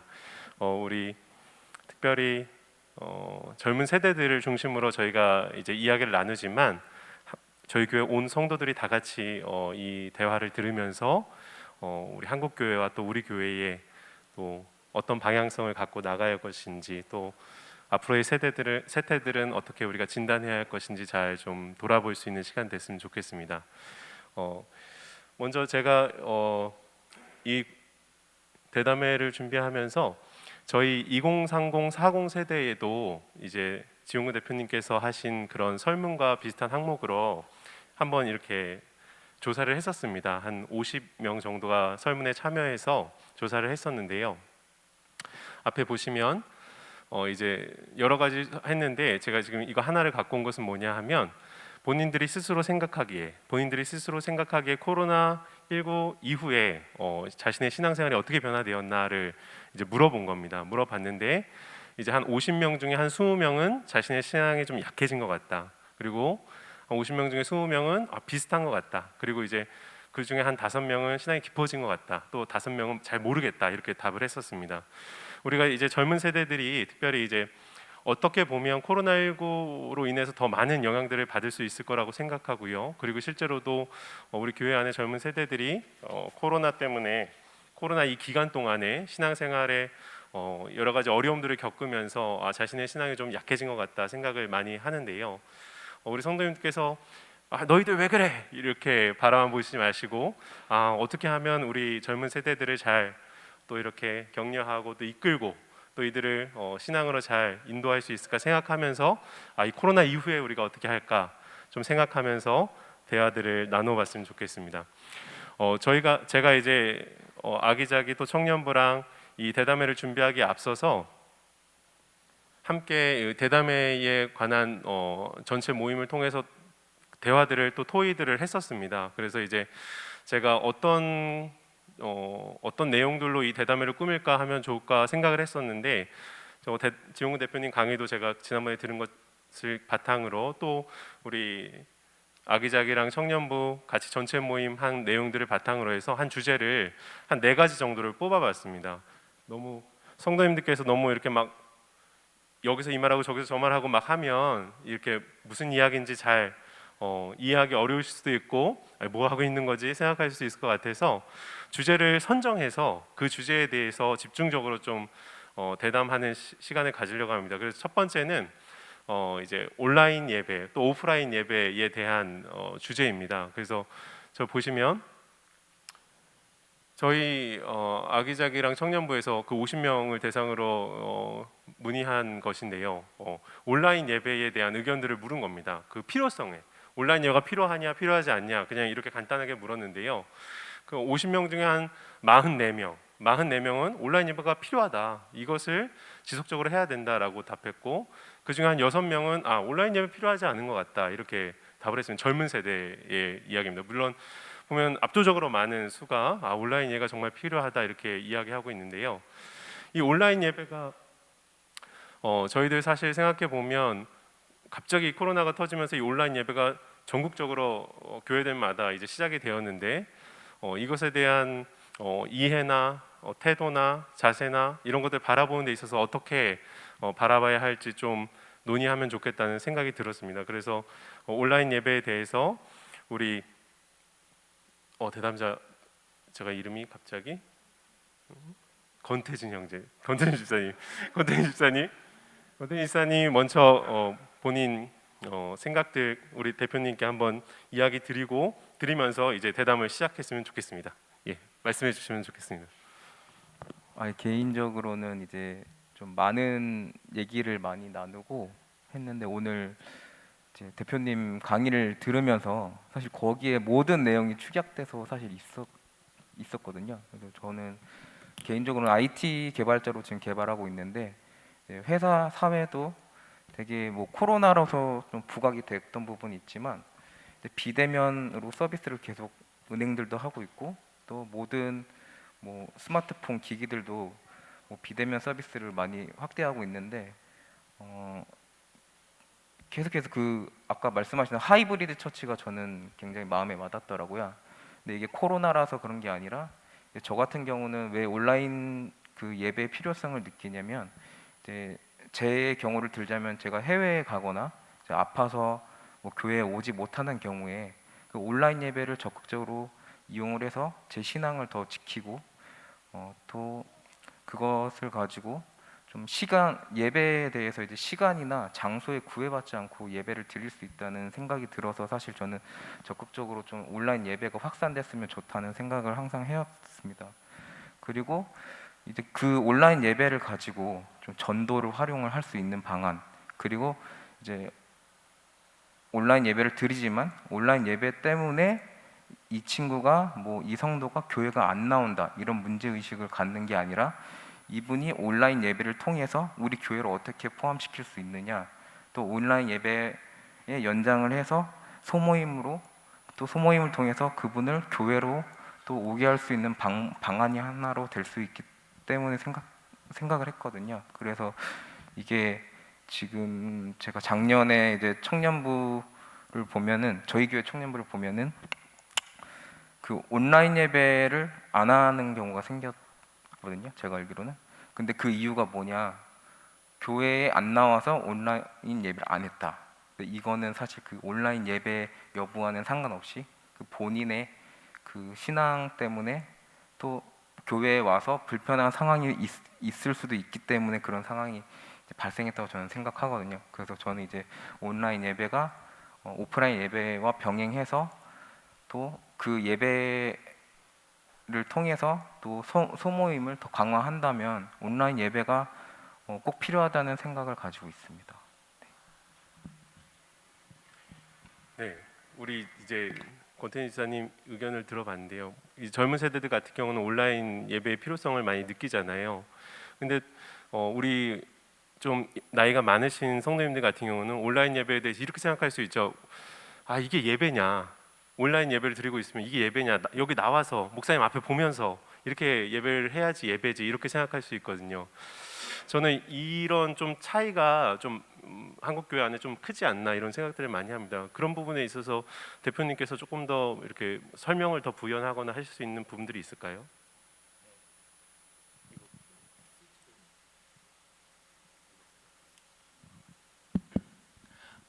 좀 전에 말씀하신 분한테 좀 여쭤보고 싶은데, 만약에 그렇게 그 청년부 예배 때 온라인을 끊으신 거예요? 네. 네, 제가 알기로는 그렇게 온라인 알고 끊고 나니까 좀 더 오나요, 현장 예배? 어떠세요? 네, 제가 청년부인데 네, 효과 좀 있어요. 네. 그때 논의가 됐던 것은 이제 오히려 온라인과 병행하니까 아무래도 온라인이 그러니까 교회에 나오려면 뭐 씻어야 되고 준비해야 되고 하니까 좀 귀찮은 면이 있잖아요. 그래서 그런 것 때문에 온라인으로 많이 빠지는 것 같다 해서 아예 중간에 온라인 송출을 끊는 결정을 내렸고 그 후에 현재는 많이 회복된 것 같습니다. 네. 그 저희가 일반 교인들 대상 조사를 했어요. 그러니까 온라인을 끊을 때 어떤 현상이 나올까 그래가지고 온라인 예배자들한테 만약에 교회 출석을 독려하기 위해서 온라인 예배를 중단하면 어떻게 하실래요? 이렇게 물어봤거든요. 그래서 전국의 그 온라인 예배자들은요 40%는 안 나가겠대요. 자기 교회 안 나가고 온라인 예배 드리는 교회를 자기 옮기겠다 이렇게 응답을 해요. 그러니까 물론 이제 60%니까 더 많긴 하지만, 그러니까 그 정도는 포기할 생각을 하셔야 되는데, 저는 이제 온라인에서는 이렇게 생각을 해요. 그러니까 요즘 젊은 사람들 같은 경우에는 아까 우리 그 아들 그 예를 들었지만 제 아들 옆에서 이렇게 생활하는 걸 관찰해 보면 물건을 구매를 할 때 보면은 온라인상에서 다 검색을 해요. 모바일에서 다 검색을 하고 뭐 금액도 보고 뭐 평도 보고 다 한 다음에 이제 오프라인 가서 물건을 사요. 물론 온라인 살 수도 있지만 오프라인 가서 사서 다시 갖고 오면 다시 또 온라인에서 나누더라고요, 이거를. 뭐 이런 일련의 그 행위들을 이렇게 옆에서 보는데, 걔 생활을 보니까 이 온라인하고 오프라인하고 구분이 잘 안 돼요. 되게 매끄러워요, 왔다 갔다 하는 게. 되게. 그러니까 다시 얘기하면 우리 그 기성세대들은 우리는 오프라인 세대니까 이건 온라인이야, 이건 오프라인이야 딱 구분이 돼 있잖아요. 그러니까 걔네들은 근데 이게 잘 매끄러워 왔다 갔다 하는 거예요. 그러니까 그 어떤 느낌이 드냐면 우리 이제 어른들 입장에서 이거 온라인 해 말어 이런 고민을 하게 되잖아요. 젊은 사람이 들을 땐 그 질문이 웃기는 거예요. 되게 우스운 질문이 되는 거지. 그게 뭐 그런 느낌이 들어요. 또 하나는 이제 제가 온라인 예배를, 그러니까 꼭 굳이 온라인은 온라인 예배만 생각하는 온라인 컨텐츠라는 게 있잖아요. 그죠? 온라인으로 이제 사역하는 건데, 제 아는 교회는 저희 후원교회인데 이분 목사님은 온라인 때문에 교회가 큰 회사가 있어요. 큰 교회 그런 사례인데, 이 목사님이 교인이 한 400명 되는데 게으른 분이에요. 그래서 신방을 잘 안 해. 신방을 하는 걸 그렇게 힘들어하고 막 그래요. 근데 코로나 이후에 잘 됐지, 신방 안 해도 되니까. 근데 그래서 온라인으로 이제 신방을 하기로 한 거예요. 온라인으로. 그래서 밤에 저녁 때 8시, 9시에 온라인에서 이제 줌으로 신방을 하게 되니까 그 교인 중에 이제 부인은 나오고 남편 안 나오는 집이 얼마나 많아요. 남편을 부인이 화면 앞에 끌고 오는 거예요. 끌고 와가지고 같이 온라인에서 신방을 그 남편을 인사하게 만든 거지. 안녕하세요 목사님 이러면서.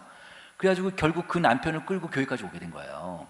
그게 교인이 늘었어요 거기는. 그리고 가정에 대해서 확 바뀐 거지. 말하자면 온라인 신방을 하면서 부부가 같이 하니까. 그러니까 처음에 자기도 목사님도 그런 생각을 못했다가 이거 보게 줌으로 이렇게 온라인 신방하니까 부부가 같이 할 수 있네. 그래서 다 저녁대로 바꿔버리고.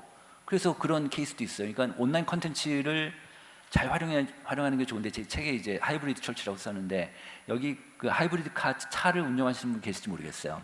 하이브리드 차를 보면은 이게 속도가 낮을 때는 그 일렉트로닉으로 가고, 그다음에 이제 속도가 이제 높아질수록 이제 연료로 가는데, 운전자가 조정이 안 돼요. 그거는 지가 알아서 움직여요. 지가 알아서 전기로 갔다 연료로 갔다 막 이렇게 한단 말이에요. 저는 교회가 그래야 될 거라고 봐요. 교회가. 그러니까 소위 얘기해서 옴니 채널이죠. 그러니까 온라인하고 오프라인하고 이렇게 그 위에다 복음을 올리는 게 되게 중요하다. 이제 그런 느낌이 드는 거예요. 그러니까 온오프라인이 굉장히 매끄러운, 결국 미래교회는 이렇게 갈 수밖에 없겠다. 그런데 문제가 있어요. 온라인 예배자들이요, 우리나라 아까 제가 말씀드린 그 신앙, 한국 개신교인들의 신앙이 다 떨어졌는데 그 주범이 온라인이에요. 주범이 온라인 예배들 신앙이 다 떨어진 거예요. 그걸 보강을 하셔야 돼요. 그러니까 온라인 예배가 편하고 좋고 씻지 않고 뭐 예배드리고 다 좋지만, 그렇지만 그래도 교회 안 나오는 것보다 나니까 교회 아예 그냥 끊는 것보다는 예배라도 드려서 이렇게 하면 좋은데, 근데 또 하나는 온라인 예배자들 무시하지 마세요. 왜냐하면 온라인 예배자들로 나는 온라인 예배를 드리면서 우리 교회에 이런이라는 생각이 든다 80%가 좀 넘어요. 예, 그리고 나는 우리 온라인 예배를 드렸음에도 불구하고 나는 우리 목사님의 목회 양으로 나는 있다, 이런 생각을 갖고 있는 거예요. 그러니까 물론 그러니까 그 인식은 갖고 있지만 신앙이 약해지니까 이거를 뭐 소그룹이나 다른 걸로 좀 계속 커버하시고, 어쨌든 그 사람의 동질적인 그룹으로 이게 묶어놓는 게 되게 중요하다. 뭐 이런 말씀 드릴 수 있습니다. 네. 네, 감사합니다.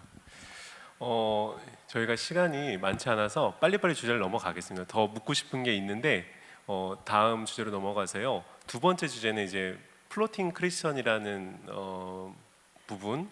아마 손님들 잘 얼마나 이해하셨는지 모르겠어요. 이 개념을 다시 설명드리면, 이제 출석교회 이렇게 출석교회에 정착되어 있는 것이 아니라 온라인을 떠돌면서, 맞죠 대표님? 온라인을 떠돌면서 자신의 신앙을 생활을 하고 있다고 생각하는 이제 크리스천들입니다.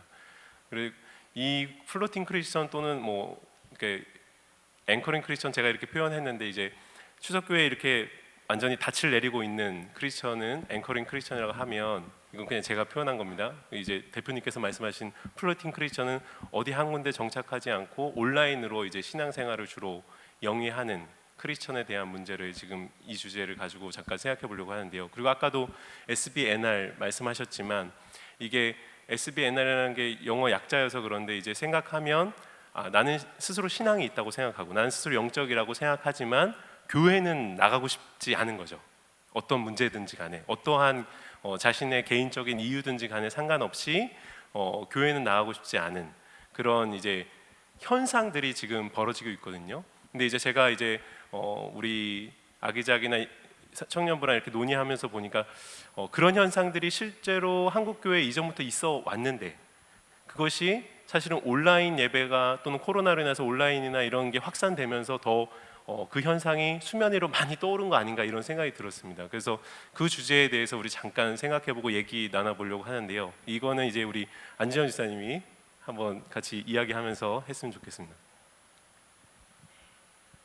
네. 제가 이 주제를 받고 사실 대표님의 강의를 몇 개를 좀 유튜브에서 좀 많이 봤어요. 그래서 플로팅 크리스천에 대해서 좀 보니까 다형과 부평초형 두 가지로 나뉘더라고요. 사실 저는 모태신앙은 아니지만 이제 어릴 때, 그러니까 청년 때부터 이제 아니, 중고등부 때부터 이제 교회를 다니기는 했는데 사실 신앙심은 없는 상태에서 부모님의 손에 이끌려서 다니게 된 거죠. 그리고 지금 여기까지 왔는데 사실 그 플로팅 크리스천 이야기를 보면서 지금 뭐 유초등부 봉사도 하고 있고 이제 자녀 초등학생 자녀도 키우고 있지만 가끔 저도 부평초형의 플로팅 크리스천이 되고 싶다는 생각을 한 적이 사실은 있거든요.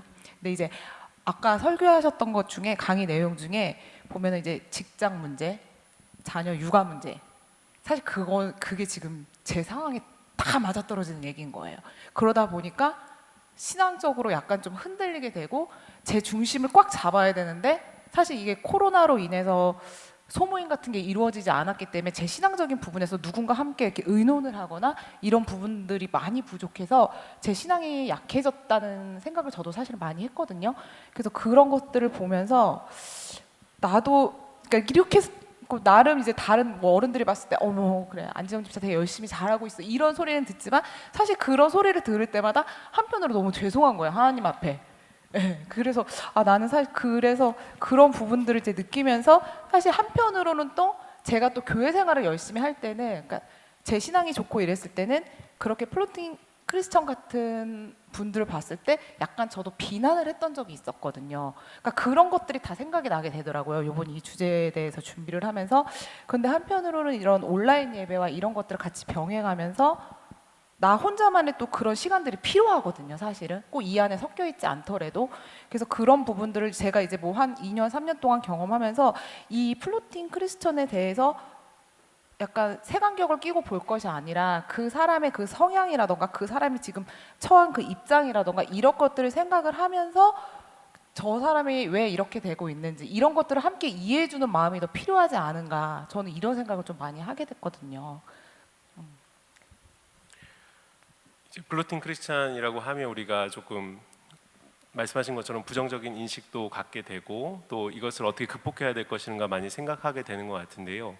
그래서 저는 사실 이 플로팅 크리스천의 이 주제를 생각하면서 생각했던 것은 우리가 이 지금의 이 현상을 어떻게 바라봐야 할 것인지, 이것을 하나의 우리의 신앙생활의 하나의 종류로 받아들여야 할 것인지, 아니면 이것을 극복해야 될 현상으로 받아들여야 할 것인지 대표님 생각이 좀 궁금합니다. 뭐 이건 현상이니까 코로나, 그러니까 예전에는 우리가 온라인 예배를 드리지 않다가 뭐 아주 메모드급의 아주 뭐 그냥 메가처치나 뭐 좀 온라인 예배 들었을까 뭐 그런 게 없다가 지금 온라인 예배를 드리게 되니까 이런 현상이 나타나. 이건 그야말로 이제 현상인 거고 다시 회복 예전처럼 돌아가진 않을 거 아니에요. 네, 그러니까 이전처럼 가는데 결국 저는 교회 목사님들 입장에서 보면, 관점에서 보면 어떻게 이 플로팅, 우리 안에 우리 교회 소속인데 플로팅 크리스찬들이 있잖아요. 만약 30%다 그러면 그럼 그분들을 어떻게 그걸 용납을 하고 인정하고, 그리고 이분들이 우리 교회의 어떤 소속감을 더 어떻게 올릴 수 있는가, 그다음에 이분들의 신앙 수준을 어떻게 유지시킬 수 있는가 교회에서, 뭐 이런 쪽에 좀 관심을 갖고 했으면 좋겠다는 생각이. 저는 이제 그 유일한 방법 중에 하나로 이제 그 이분들 교회 밖에 있지만, 교회 밖에서 플로팅으로 계속 떠다니고 있지만, 그렇지만 이분들을 교회 영역으로 끌어들일 수 있는 소그룹이나 그런 묶어줄 수 있겠다, 뭐 이렇게 보는 거죠. 네. 저희가 이제 세 번째로 이제 소그룹이라는 주제도 준비를 했거든요. 근데 이제 소그룹을 제가 준비한 PPT를 한번 보여주시면 소그룹과 대그룹 모임에 대한 주제를 한번 생각해 보려고 하는데요. 네, 이제 저희 청년들 또 아기자기한테 물어본 겁니다. 원활하지 않은 이유가 뭐냐 이렇게 물었는데 제가 여기서 잘 안 보이네요.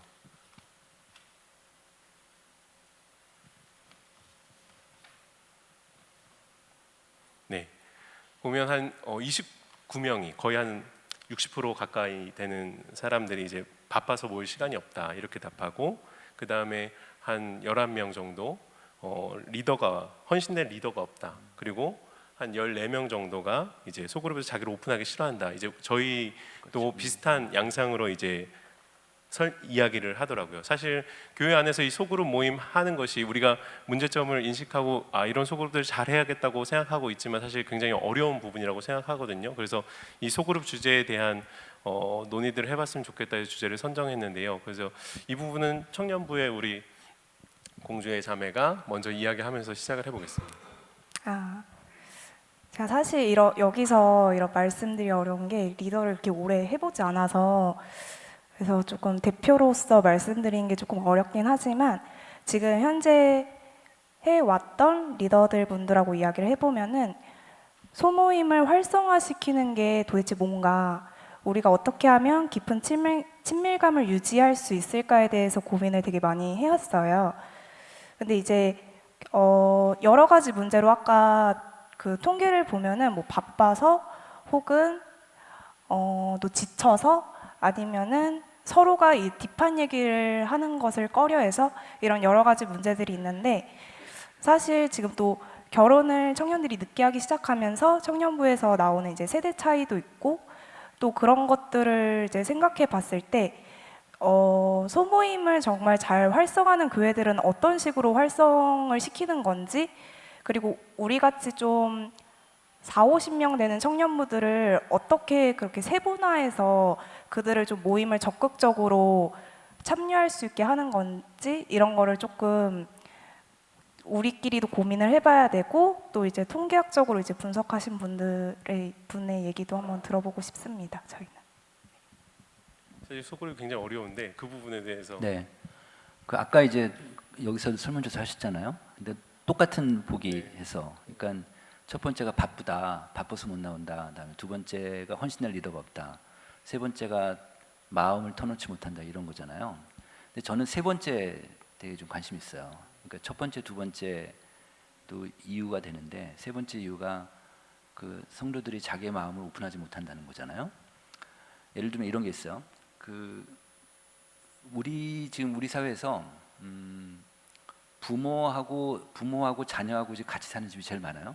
그럴 거 아니에요? 제일 많은데 그게 2020년에 역전이 됐어요. 1인 가구로.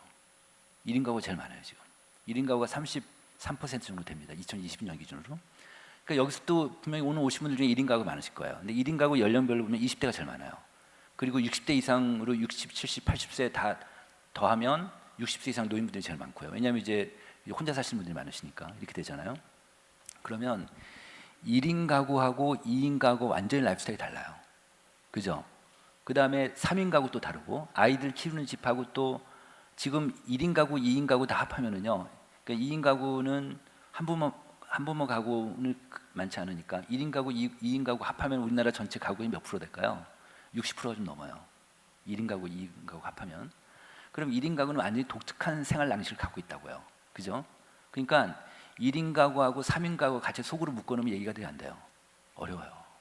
그러니까 다시 얘기하면 동질적인 게 되게 중요하다.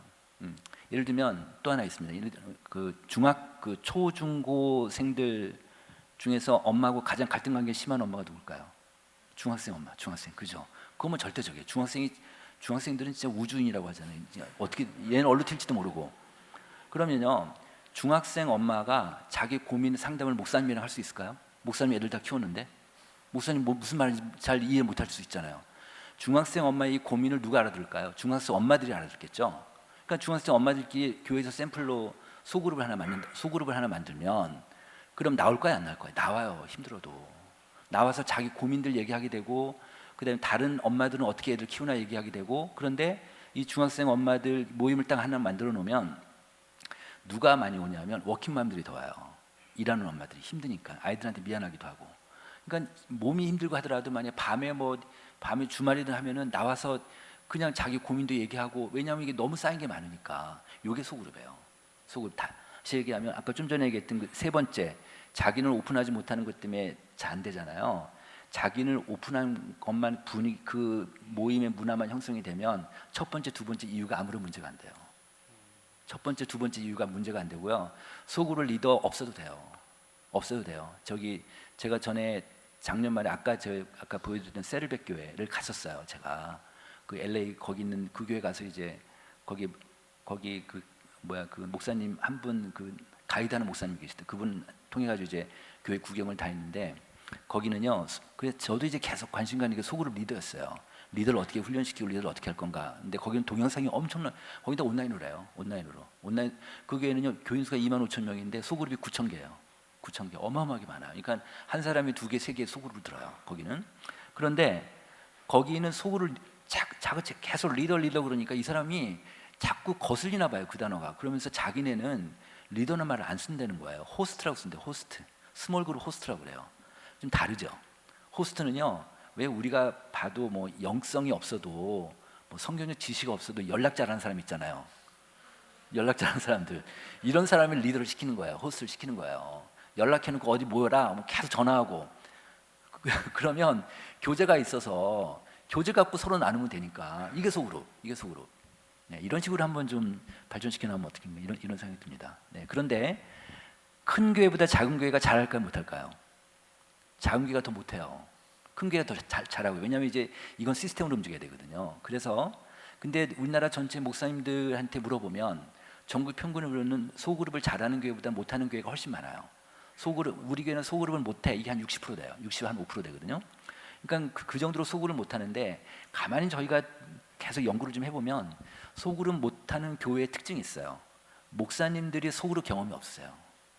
네, 그러니까 목사님이 소그룹 구성원으로 들어가서 삶을 나누는 그 경험이 좀 부족하신 거죠. 그래서 이걸 시스템을 하려면 좀 시간이 좀 걸리시겠지만 하여튼 만약에 이제 청년부다 그런 청년부 안에서 그런 시스템을 잘 구축하셔가지고 한번 해보실 수 있겠죠.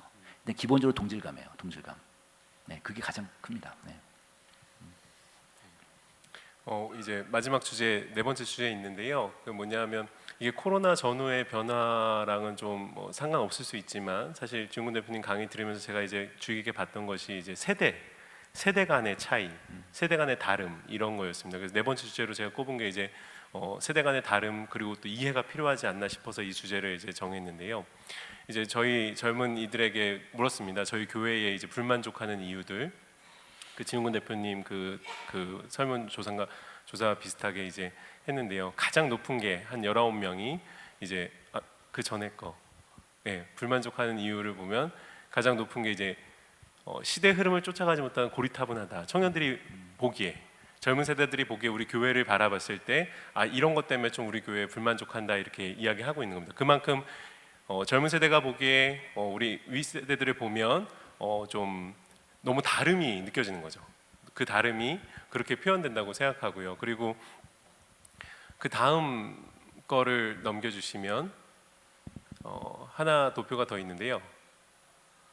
네, 이제 청년들 같은 경우 청년들에게 의사결정의 참여에 대한 것을 물어본 겁니다. 이게 압도적으로 이제 많죠. 왜냐하면 자기네가 청년이니까 자기네 얘기니까 내가 하고 싶다 아마 이 생각을 하고 있을 거예요. 그래서 교회 의사결정에 청년들이 한 참여하고 싶다고 이야기한 게 한 47명에 그러니까는 뭐 퍼센테이지로 하면 94% 정도 이제 이런 의사를 표현했습니다. 그러니까 우리 성도님들 어떻게 보실지 모르겠어요. 우리 젊은 세대들이 많이 어려 보이고 또 하고 이들이 신앙이 좀 미숙해 보이고 이렇게 보일 수는 있지만 이들의 생각에 우리 교회의 모습을 봤을 때 너무 많은 차이, 좀 고리타분하게 보이는 또 우리들도 교회 의사결정에 참여하면 좋지 않을까라는 생각이 굉장히 크게 있다는 부분들 이런 부분들의 주제를 가지고 이제 이야기를 좀 나눠보고 싶은데요. 그래서 마지막으로 우리 임찬영 형제가 한번 이야기를 하면서 시작했으면 좋겠습니다. 네, 안녕하세요. 저는 청년부 소속 임찬영이라고 합니다. 그 주제가 뭐 MZ 세대 뭐 이런 주제였던 걸로 기억을 하는데 사실 질문을 몇 개 준비했었는데 이제 주제상도 그렇고 대화 흐름상 뭔가 이런 청년들의 얘기를 들려드리는 게 더 좋은 흐름일 것 같아서 좀 그런 얘기들을 몇 가지 드려보려고 합니다. 먼저 그 대표님께서 분석해주신 그 20대, 30대 세대들의 어떤 특성들이 굉장히 많이 와닿는 점들이 많았어요. 그 중 하나가 이제 힘들수록 교회를 떠나는 세대가 이제 청년 세대라고 말씀을 해주셨는데 저도 좀 제가 뭐 지금 교회를 떠나진 않았지만 그런 마음들이 저도 몇 번 든 적이 있었거든요. 뭐 이제 요즘 뭔가 사회가 요구하는 것들이 뭐 영어도 잘해야 되고 뭐 요새 뭐 빅데이터 시대, AI 시대 해서 뭐 코딩도 조금은 이제 할 줄 알아야 되고 뭐 또 요새 자기 관리도 중요한 키워드 중 하나라 또 운동도 그 와중에 조금씩 해줘야 되고 뭐 이런 여러 가지 바쁜 일상들 속에서 그런 정신적 피로도들이 되게 높은 상태인 것 같고 또 그 와중에 교회에 오면 뭔가 쉼과 체움이 있어야 되는데 오히려 교회 와서는 교육부서 봉사하기에 바쁘고 뭐 청년부에서도 뭐 봉사 맡은 사람들도 있고 하다 보니까 뭔가 오히려 교회도 하나의 일처럼 느껴지는 경우가 많이 있는 것 같아요. 그래서 뭔가 좀 일주일 동안 특히 더 힘든 한 주였으면 그냥 이번 주는 교회 안 나가고 집에서 하루 종일 좀 쉬고 싶다는 생각이 들 경우도 있었고 제가 모태신앙이고 또 태어나서부터 이 교회에 쭉 이제 지내왔음에도 불구하고 그런 생각이 든다는 거 말씀을 드리고 싶었고요. 그리고 이제 요즘 세대가 또 예전이랑은 좀 다르다고 생각하는 것 중 하나는 이제 외부에서 교회를 바라봤을 때 인식에 관한 것입니다. 코로나 특히 이것도 코로나 관련되어 있는 것 같은데 코로나 이후로 교회에 대한 인식이 굉장히 안 좋아졌잖아요. 그걸 많이 좀 체감하게 된 이슈가 두 가지 정도 있었는데 첫 번째는 그 대학생들이 이용하는 커뮤니티가 있습니다. 그 커뮤니티에 종종 올라오는 글 중 하나가 이제 썸 타는 남자 혹은 여자 상대가 기독교인이면 더 이상 관계를 발전시키지 말라는 내용의 글이 많았어요. 근데 그 이유가 사귀게 되면 전도한다고. 네.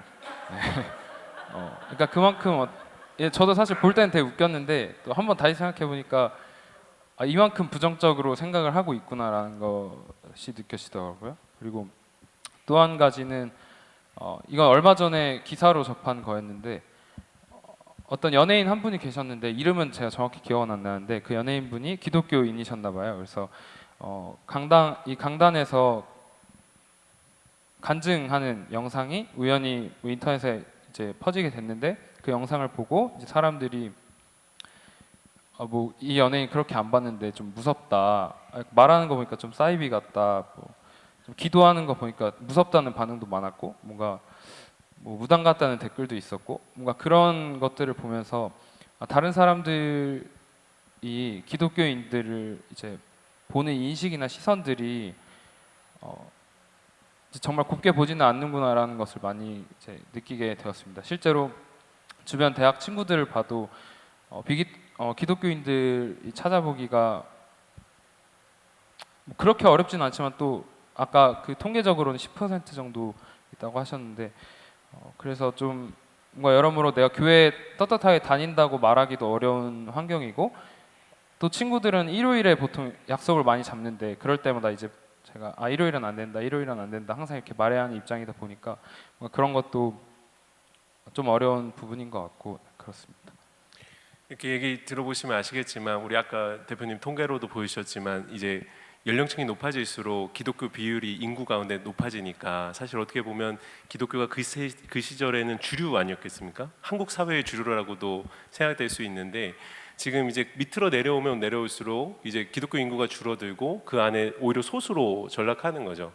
이런 차이 속에서 느껴지는 이제 젊은이들의 이런 여러 가지 생각들도 있는 거고요. 그래서 이런 세대 간의 다름을 저희가 이제 이 주제로 생각하면서 제가 이제 생각했던 것은 무엇이었냐면 우리가 세대 간에 다를 수 있잖아요, 그죠? 뭐 우리 연령이 높으신 우리 성도님들도 사실 생각해 보면 또 본인의 어머니 세대와 다르다고 본인들도 느끼셨을 거 아니겠습니까? 그렇게 다를 수밖에 없는데 제가 이제 고민하는 것은 그런 겁니다. 여하튼 교회 공동체라고 하면 세대 간의 다름에도 불구하고 어떤 공통의 기반이 있어야 되는 거 아닌가? 그 기반 안에서 우리가 서로를 좀 폭넓게 이해할 수 있어야 되는 거 아닌가? 그런 생각들을 해봤습니다. 그래서 그러한 부분들은 좀 어떻게 할 수 있을지 이야기를 들어보고 싶습니다. 오히려 이 부분은 이따 이제 교회론 쪽에서 목사님이 좀 잘 얘기하시면 좋을 것 같고, 전 데이터상으로만 좀 얘기를 하면 지금 MZ 세대들 청년들 아까 여기 비슷하게 나왔지만, 그러니까 교회 불만족 요인 중에 하나가 시대의 흐름을 쫓아가지 못하는 고리타분함이에요. 이거 두 글자로 하면 뭘까요? 꼰대, 그죠? 그러니까 젊은 사람들은 꼰대를 거부해요. 네, 이런 게 있어요. 그러니까 아까 제가 말씀드린 것처럼 기본적으로 그 연령대별로 세대 인식 차이가 워낙 크니까 갈등까지는 아니더라도 인식차이 크니까 서로 대화가 안 되니까 청년들을 그 기성세대 속으로 집어넣으면 집어넣을수록 어려워질 것 같아요. 네, 그런 문제가 있어요. 근데 그 제가 알기로 수원에 있는 무슨 교회인데 지금 그 우리나라에서 지금 이런 문제 때문에 몇 교회가 좀 시도하는데 하는 교회마다 성공하는 게 케이스가 하나 있습니다. 뭐냐면 청년부를 독립재산제로 하는 경우가 있어요. 청년부를 아예 별도로 해서요. 청년부를 별도로 해서 지금 청년부 같으면은 헌금을 하면은 청년부 예배 때 헌금을 하면 그 헌금이 교회 예산으로 들어가잖아요. 그러지 않는 거지.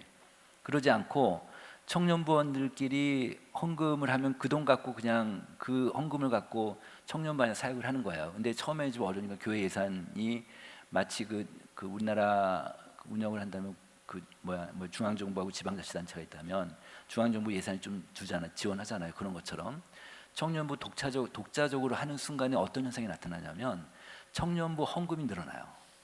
청년부 헌금이 그 아까 얘기처럼 그다음에 이제 작년 초에 아크 연구소라는 데서 청년들이 계속 교회 이탈하니까 교회 이탈 요인을 조사해서 발표를 했어요.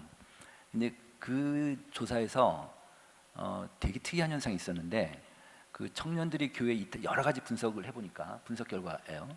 두 가지가 나왔어요. 첫 번째 이유는 가장 큰 이유가 뭐냐면 청년부 부목사님, 청년부 사역자의 권위주의적인 태도였어요.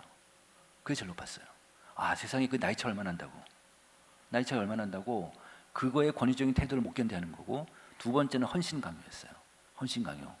그러니까 다시 얘기하면 그 제가 청년부 생활할 때는 교회에서 뭘 시키면 좋았지. 저를 인정해 주니까 학교도 안 가고 막 교회 일하고 막 그냥 뭐 별걸 다 했는데 교회에서. 근데 요즘은 안 그런가 봐요. 요즘은 헌신 강요가 너무너무 부담스럽고 실제로 모든 조사 때마다 청년들한테는 헌신 강요에 대한 부담이 되게 커요. 그래서 그러니까 심지어는 이제 이거 심층 인터뷰를 해보면요 이런 얘기들이 나와요. 우리 일 시키려면 그럼 알바 돈을 줘라 이런 얘기 나와요. 이제는 뭐 지금 그 정도로 지금 그러니까 너무 힘드니까. 그런데 청년들은 또 하나는 뭐냐면 이제 이런 교회 문화하고 자기네 세대하고 안 맞으니까 제가 그 하나 더 말씀드리면은 우리 그 아들 며느리 둘이 있는데 앞에 식탁에 이제 앞에 놓고 둘이 얘기를 해야 되는데 가만히 옆에서 보니까 얘기는 안 하고 그 앞에 둘 다 그냥 고개 숙이고 핸드폰만 보는 거예요. 둘 다. 이상하게 가만히 보니까 핸드폰으로 대화를 하네. 얘네들이 문자로. 요즘 애들 그런가 봐요. 요즘. 그러니까 완전히 그 사고 방식이 다르죠. 그러니까 이런 교회 기성세대의 어떤 의사결정 프로세스하고 정말 다른 거죠. 그러니까 그 안에다 집어넣으려고 하니까 너무너무 서로 이질감도 있고 안 되는 거죠, 말하자면. 그래서 제 생각은 청년부를 독자적으로 사역할 수 있게 해주면 좀 신나게 하지 않을까, 뭐 이런 생각이 좀 들었습니다. 네.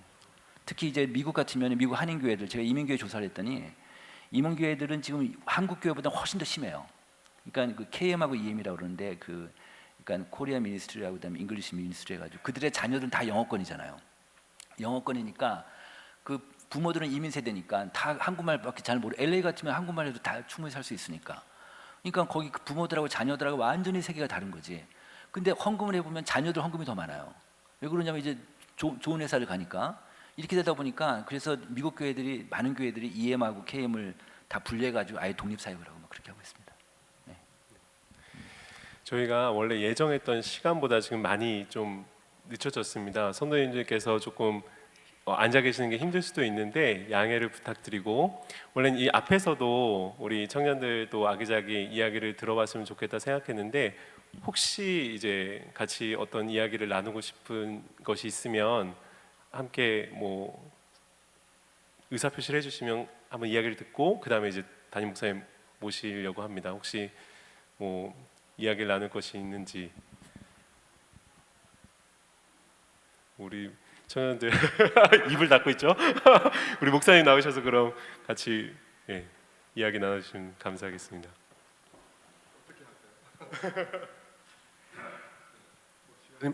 시간이 많이 가서 힘드실 텐데 어떻게 진행하면 되죠? 앞에서 만약에 이야기 뭐 대표님께 묻거나 하실 것이 있으신지. 예, 그 저는 제가 쭉 들으면서 네네네. 느낀 소감을 네. 말씀드리면 좋을 것 같아요. 네. 제가 이제 대표님을 모시면서도 한편으로는 한국 교회에 이만큼 데이터화해서 생각해 볼 수 있는 적이 있었나, 그런 점에 있어서는 너무 감사한 일이라고 생각해요. 그리고 대표님께서 이렇게 분석하는 것도 상당히 연구를 해서 분석을 해서 한 건데, 이 모든 결과에 대해서 감사드리며 또 우리가 굉장히 소중하게 생각하며 제가 하는 말이 이것을 훼손시키지 않는 의미로 이해되었으면 좋겠다 생각해요. 너무 감사하기 때문에 제가 이제 청한 건데요. 동시에 트렌드의 분석은 굉장히 중요하지만 그러나 트렌드를 따라가는 것에 대해서는 생각을 해봐야 될 부분들이 있다는 것이죠. 그래서 트렌드의 분석에 대해서 매우 감사하지만 두 가지 극단이 있을 수 있을 것 같아요. 트렌드를 분석하고 한국 사회가 또 젊은이들 생각이 이쪽으로 가고 있으니까 교회가 그쪽으로 가야 된다 하는 한쪽이 있을 수 있고, 한쪽은 트렌드가 무슨 중요해, 언제 교회가 트렌드를 가지고 살아왔나, 우리 교회가 그렇게 해왔나 이러면서 완전히 반대 방향으로 갈 수도 있을 것이라 생각해요. 저는 입장에 트렌드의 분석을 굉장히 소중하게 생각하고 그것을 가지고 우리가 계속 연구하고 검토하면서 방법을 찾아가면서 동시에 트렌드를 무조건 따라갈 수는 없는 거다. 왜냐하면 우리는 성경에서도 말하듯이 트렌드를 따라만 간다면 우리는 넓은 문으로 가는 것일 수밖에 없다. 많은 사람이 가는 방향으로 교회가 갈 수밖에 없는데, 사실 트렌드를 따라서 교회가 오늘 이 지점에 온 것은 아니고 어떤 면에서 트렌드를 거슬러 가면서 온 부분도 많이 있다고 생각하는 것이죠. 그래서 그러면 그거를 어떻게 판단하느냐, 트렌드를 존중하면서 우리는 트렌드가 우리로 하여금 많은 생각을 하게 하고, 그러니까 우리가 어떻게 교회가 어떤 툴을 가져야 될 것인가, 어떤 방식으로 접근해야 될 것인가를 우리로 하여금 많은 생각을 하게 하고 유익한 생각을 하게 하는데, 그러나 동시에 그것을 판단하는 기준이 뭔가, 아까 기반에 대한 얘기를 했는데 기준이 뭔가라고 얘기를 할 때는 저는 교회란 무엇인가 라는 것이 될 수밖에 없다고 생각해요. 교회가 무엇인가를 가지고 생각을 하면서 이 트렌드를 쫓아갈 것인가, 어느 만큼 그것을 비중을 둘 것인가 하는 문제, 아까 하이브리드 얘기를 하기도 했는데요. 저도 그런 의미에 있어서 온라인이 완전히 없어지는 것은 말이 안 된다, 그건 완전히 거슬러 가는 것이라고 생각을 해요. 그러나 온라인이 그것이 막 아주 하자가 없는 정상적인 것이다라고 말하는 것도 여러분이 겪다시피 굉장히 많은 문제가 있을 거라고 생각합니다. 그러면 그것에 대한 판단은 뭐로 할 것인가 하는 문제는 역시 교회론일 수밖에 없는 거예요. 교회가 뭔데, 그러면 그것을 어느 만큼 허용하고 어느 만큼 그러면 그것을 자연스럽게 받아들여 줄 것이며 그것의 용도는 뭔가 하는 그 부분에 있어서는 역시 교회론이 결정을 할 것이라고 저는 생각을 하는 것이죠. 그래서 예를 들면 이런 예를 들고 싶어요. 오늘 플로팅 크리스천 얘기를 했는데, 교회는 정한 데 없이 그냥 온라인으로 이렇게 돌아다니면서 그렇게 자기 영적 욕구를 채워가고 그렇게 하는 경우를 생각해 보십시다. 예를 들어서 그런 경우에는 이렇게 출석했을 경우에는 담임 목사가 정말 기도하면서 교인들의 영적 상태와 지금 방향들을 생각하면서 요 회중에 맞는 메시지를 전할 것이라고 생각해요. 근데 플로팅 크리스천은 내 기호에 맞는 메시지를 듣는 거예요. 근데 이 교인은 차지도 뜨겁지도 않은 라오디게아 교인이야. 근데 이 사람이 듣기에는 빌라델피아 교회 메시지가 너무 듣기 좋은 거야. 차지도 뜨겁지도 않다, 널 토하해버리고 싶다 하는 메시지를 들어야 될 사람이 빌라델피아 교회에게 준 메시지, 너는 정말 작은 능력으로도 정말 큰일을 했다 라고 말하는 격려가 너무 자기는 듣기 좋은 것이죠. 그럼 그렇게 하는 것이 정상적이라고 말할 수 있는가 하는 문제를 우리는 생각해 봐야 되는 것입니다. 하나님께서 교회를 부르실 때 공동체로 부르셨다는 사실을 우리는 생각을 해야 한다는 거죠. 초대교회, 또 제가 쓴 책에도 그런 얘기했지만 왜 에스겔의 해골 골짜기에서 군대로 일으켰을까? 그냥 개별적으로 막 일어나가지고 각자 막 그냥 흩어서 가면 되는데 왜 그들은 군대로 일어났을까? 무슨 싸움을 하기 위한 것인가? 그리고 그들이 싸우고자 했다가 실패해서 지금 다 뼈다귀가 되어버린 그 싸움은 무슨 싸움이었는가라고 퀘스천을 달게 되면 그것은 공동체의 싸움이었다는 사실을 알 수 있습니다. 구약 교회가 일반 사회와는 구분되는 사회로서의 그런 공동체를 형성하지 못하고 일반 사회와 똑같은 그런 관계들을 그런 이스라엘 나라가 되어줌으로 말미암아 그 전쟁에 영적 전쟁에 실패함으로써 하나님의 진노를 받아서 그들이 그냥 멸망해 버린 것이죠. 그리고는 예수 그리스도께서 오셔서 그 뼈다귀 된 완전히 형형화된 그런 구약 교회를 다시 살리잖아요. 살려서 성령이 부어지시고 그리고 다시 공동체가 살아나는 거지. 이런 이제 교회에 대한 근본적인 생각들을 가지고 이 부분을 판단해 가야 되리라고 생각해요. 그래서 귀한 데이터를 가지고 우리가 어떻게 해갈 것이냐 할 때 저는 온라인의 그런 한계들, 플로팅의 경우에는 늘 라우디게아 교인이 필라델피아 교회 메시지를 들을 수 있는 가능성을 늘 생각하면서 그러면서 교인들에게 또 공동체라는 게 굉장히 중요하다는 사실을 말해줘야 한다 생각해요. 저는 이제 쿠웨이트에 있을 때 주재원 생활을 할 때 그 동네에 공원들이 쫙 있었어요. 쫙 있었는데 금요일만 되면 그 공원마다 여기에는 스리랑카인, 저기에는 인도인, 저기에는 필리핀인, 저기에는 태국인이 모였어요. 모여서 그 사람 바글바글하게 모여서 그들이 거기서 서로 고향 소식 주고받고 그리고 고향에서 가져온 선물 주고받고 이러면서 그들이 관계를 매주 공원에 모여서, 왜냐하면 갈 데가 없기 때문에 사막의 나라에서 갈 데가 없으니까 공원에 모였습니다. 저는 그것을 보면서 교회가 이거하고 굉장히 비슷하다 생각을 했어요.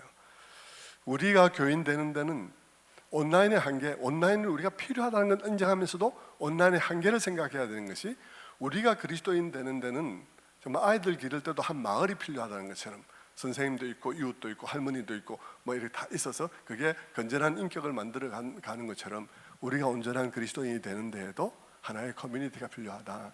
그래서 공동체 속에서 건강한 교인이 봉사도 하고 성김도 받고 컨설팅도 하고 이렇게 하는 그런 것이 가능하지 않겠나, 그렇게 성장해 가는 것이라고 생각해요. 그러니까 베이스를 어디다 두고 어떻게 우리가 현 시대의 변화에 적응해 갈 것인가 하는, 베이스도 없이 그 문제를 고려할 수는 없는 것이라고 생각해요. 그러면 정말 트렌드만을 따라가는 것이 될 텐데, 트렌드를 거부하는 것과 트렌드만 쫓아가는 것과 사이에서 우리가 베이스를 가지고 이 문제를 접근해 가야 된다고 생각을 합니다.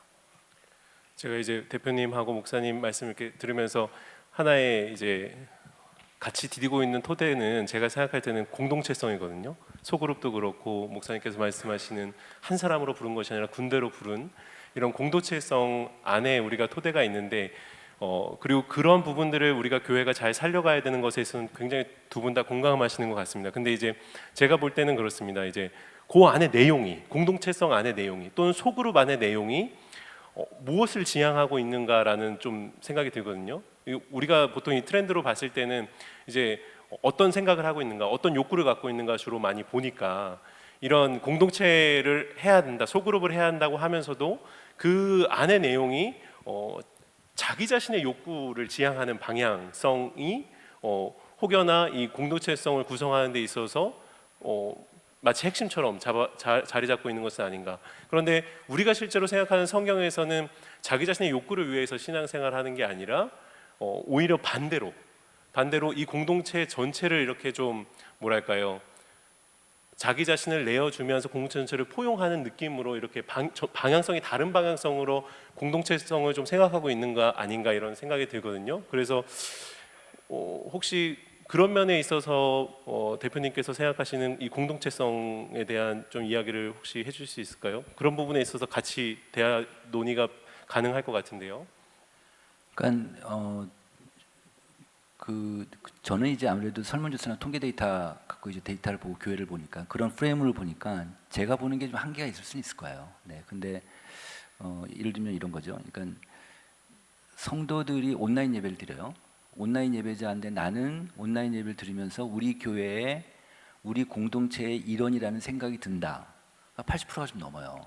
이거를 이 사람들이 거짓으로 응답하지는 않았을 거예요.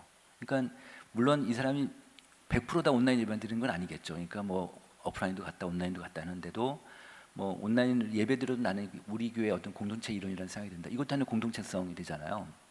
근데 제가 이제 저는 공동체성을 이렇게 봤어요. 그러니까 계속 목사님들이 코로나 이후에 교회 공동체성을 올려야 되고 소속감을 올려야 되는 이런 것 때문에, 그래서 일부러 제가 지난번에 그 강의한 내용이었습니다.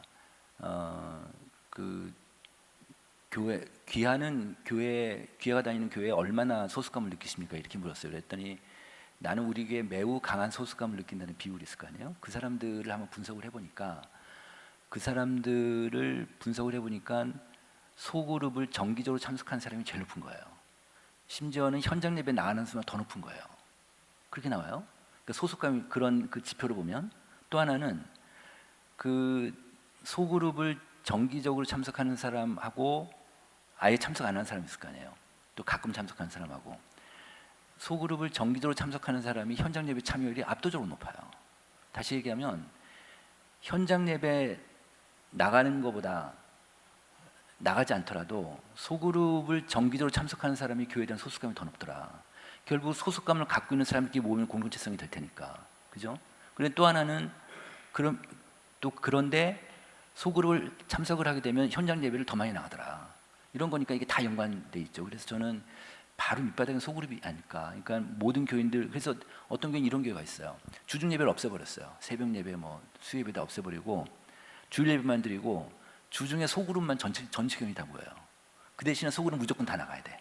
다 묶어가지고 이런 교회도 있어요.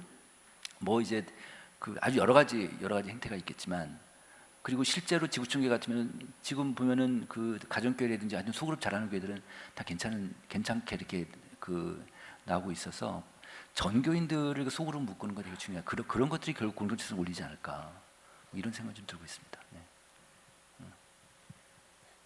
목사님께서 혹시 더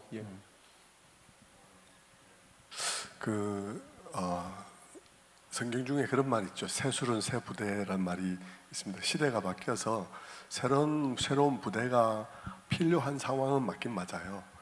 근데 문제는 우리에게 새술이 있느냐, 새술도 없는데 부대만 바꾸려고 하는 것은 아닌가 하는 이런 이제 고민도 해봐야 된다고 생각합니다. 저는 우리 대표님이 아까 이렇게 얘기를 하실 때 저는 제가 가시고 난 다음에 저 자료를 하나하나 밑에다 내 의견을 이렇게 한번 달아서 내가 스스로 내가 가지고 정말 앞으로 남아있는 기간 동안에 요 하나하나의 항목들에 대해서 우리가 어떻게 교회가 대응해 갈 수 있을까를 연구해 봐야 되겠다는 그런 페이지들이 참 많이 있더라고요.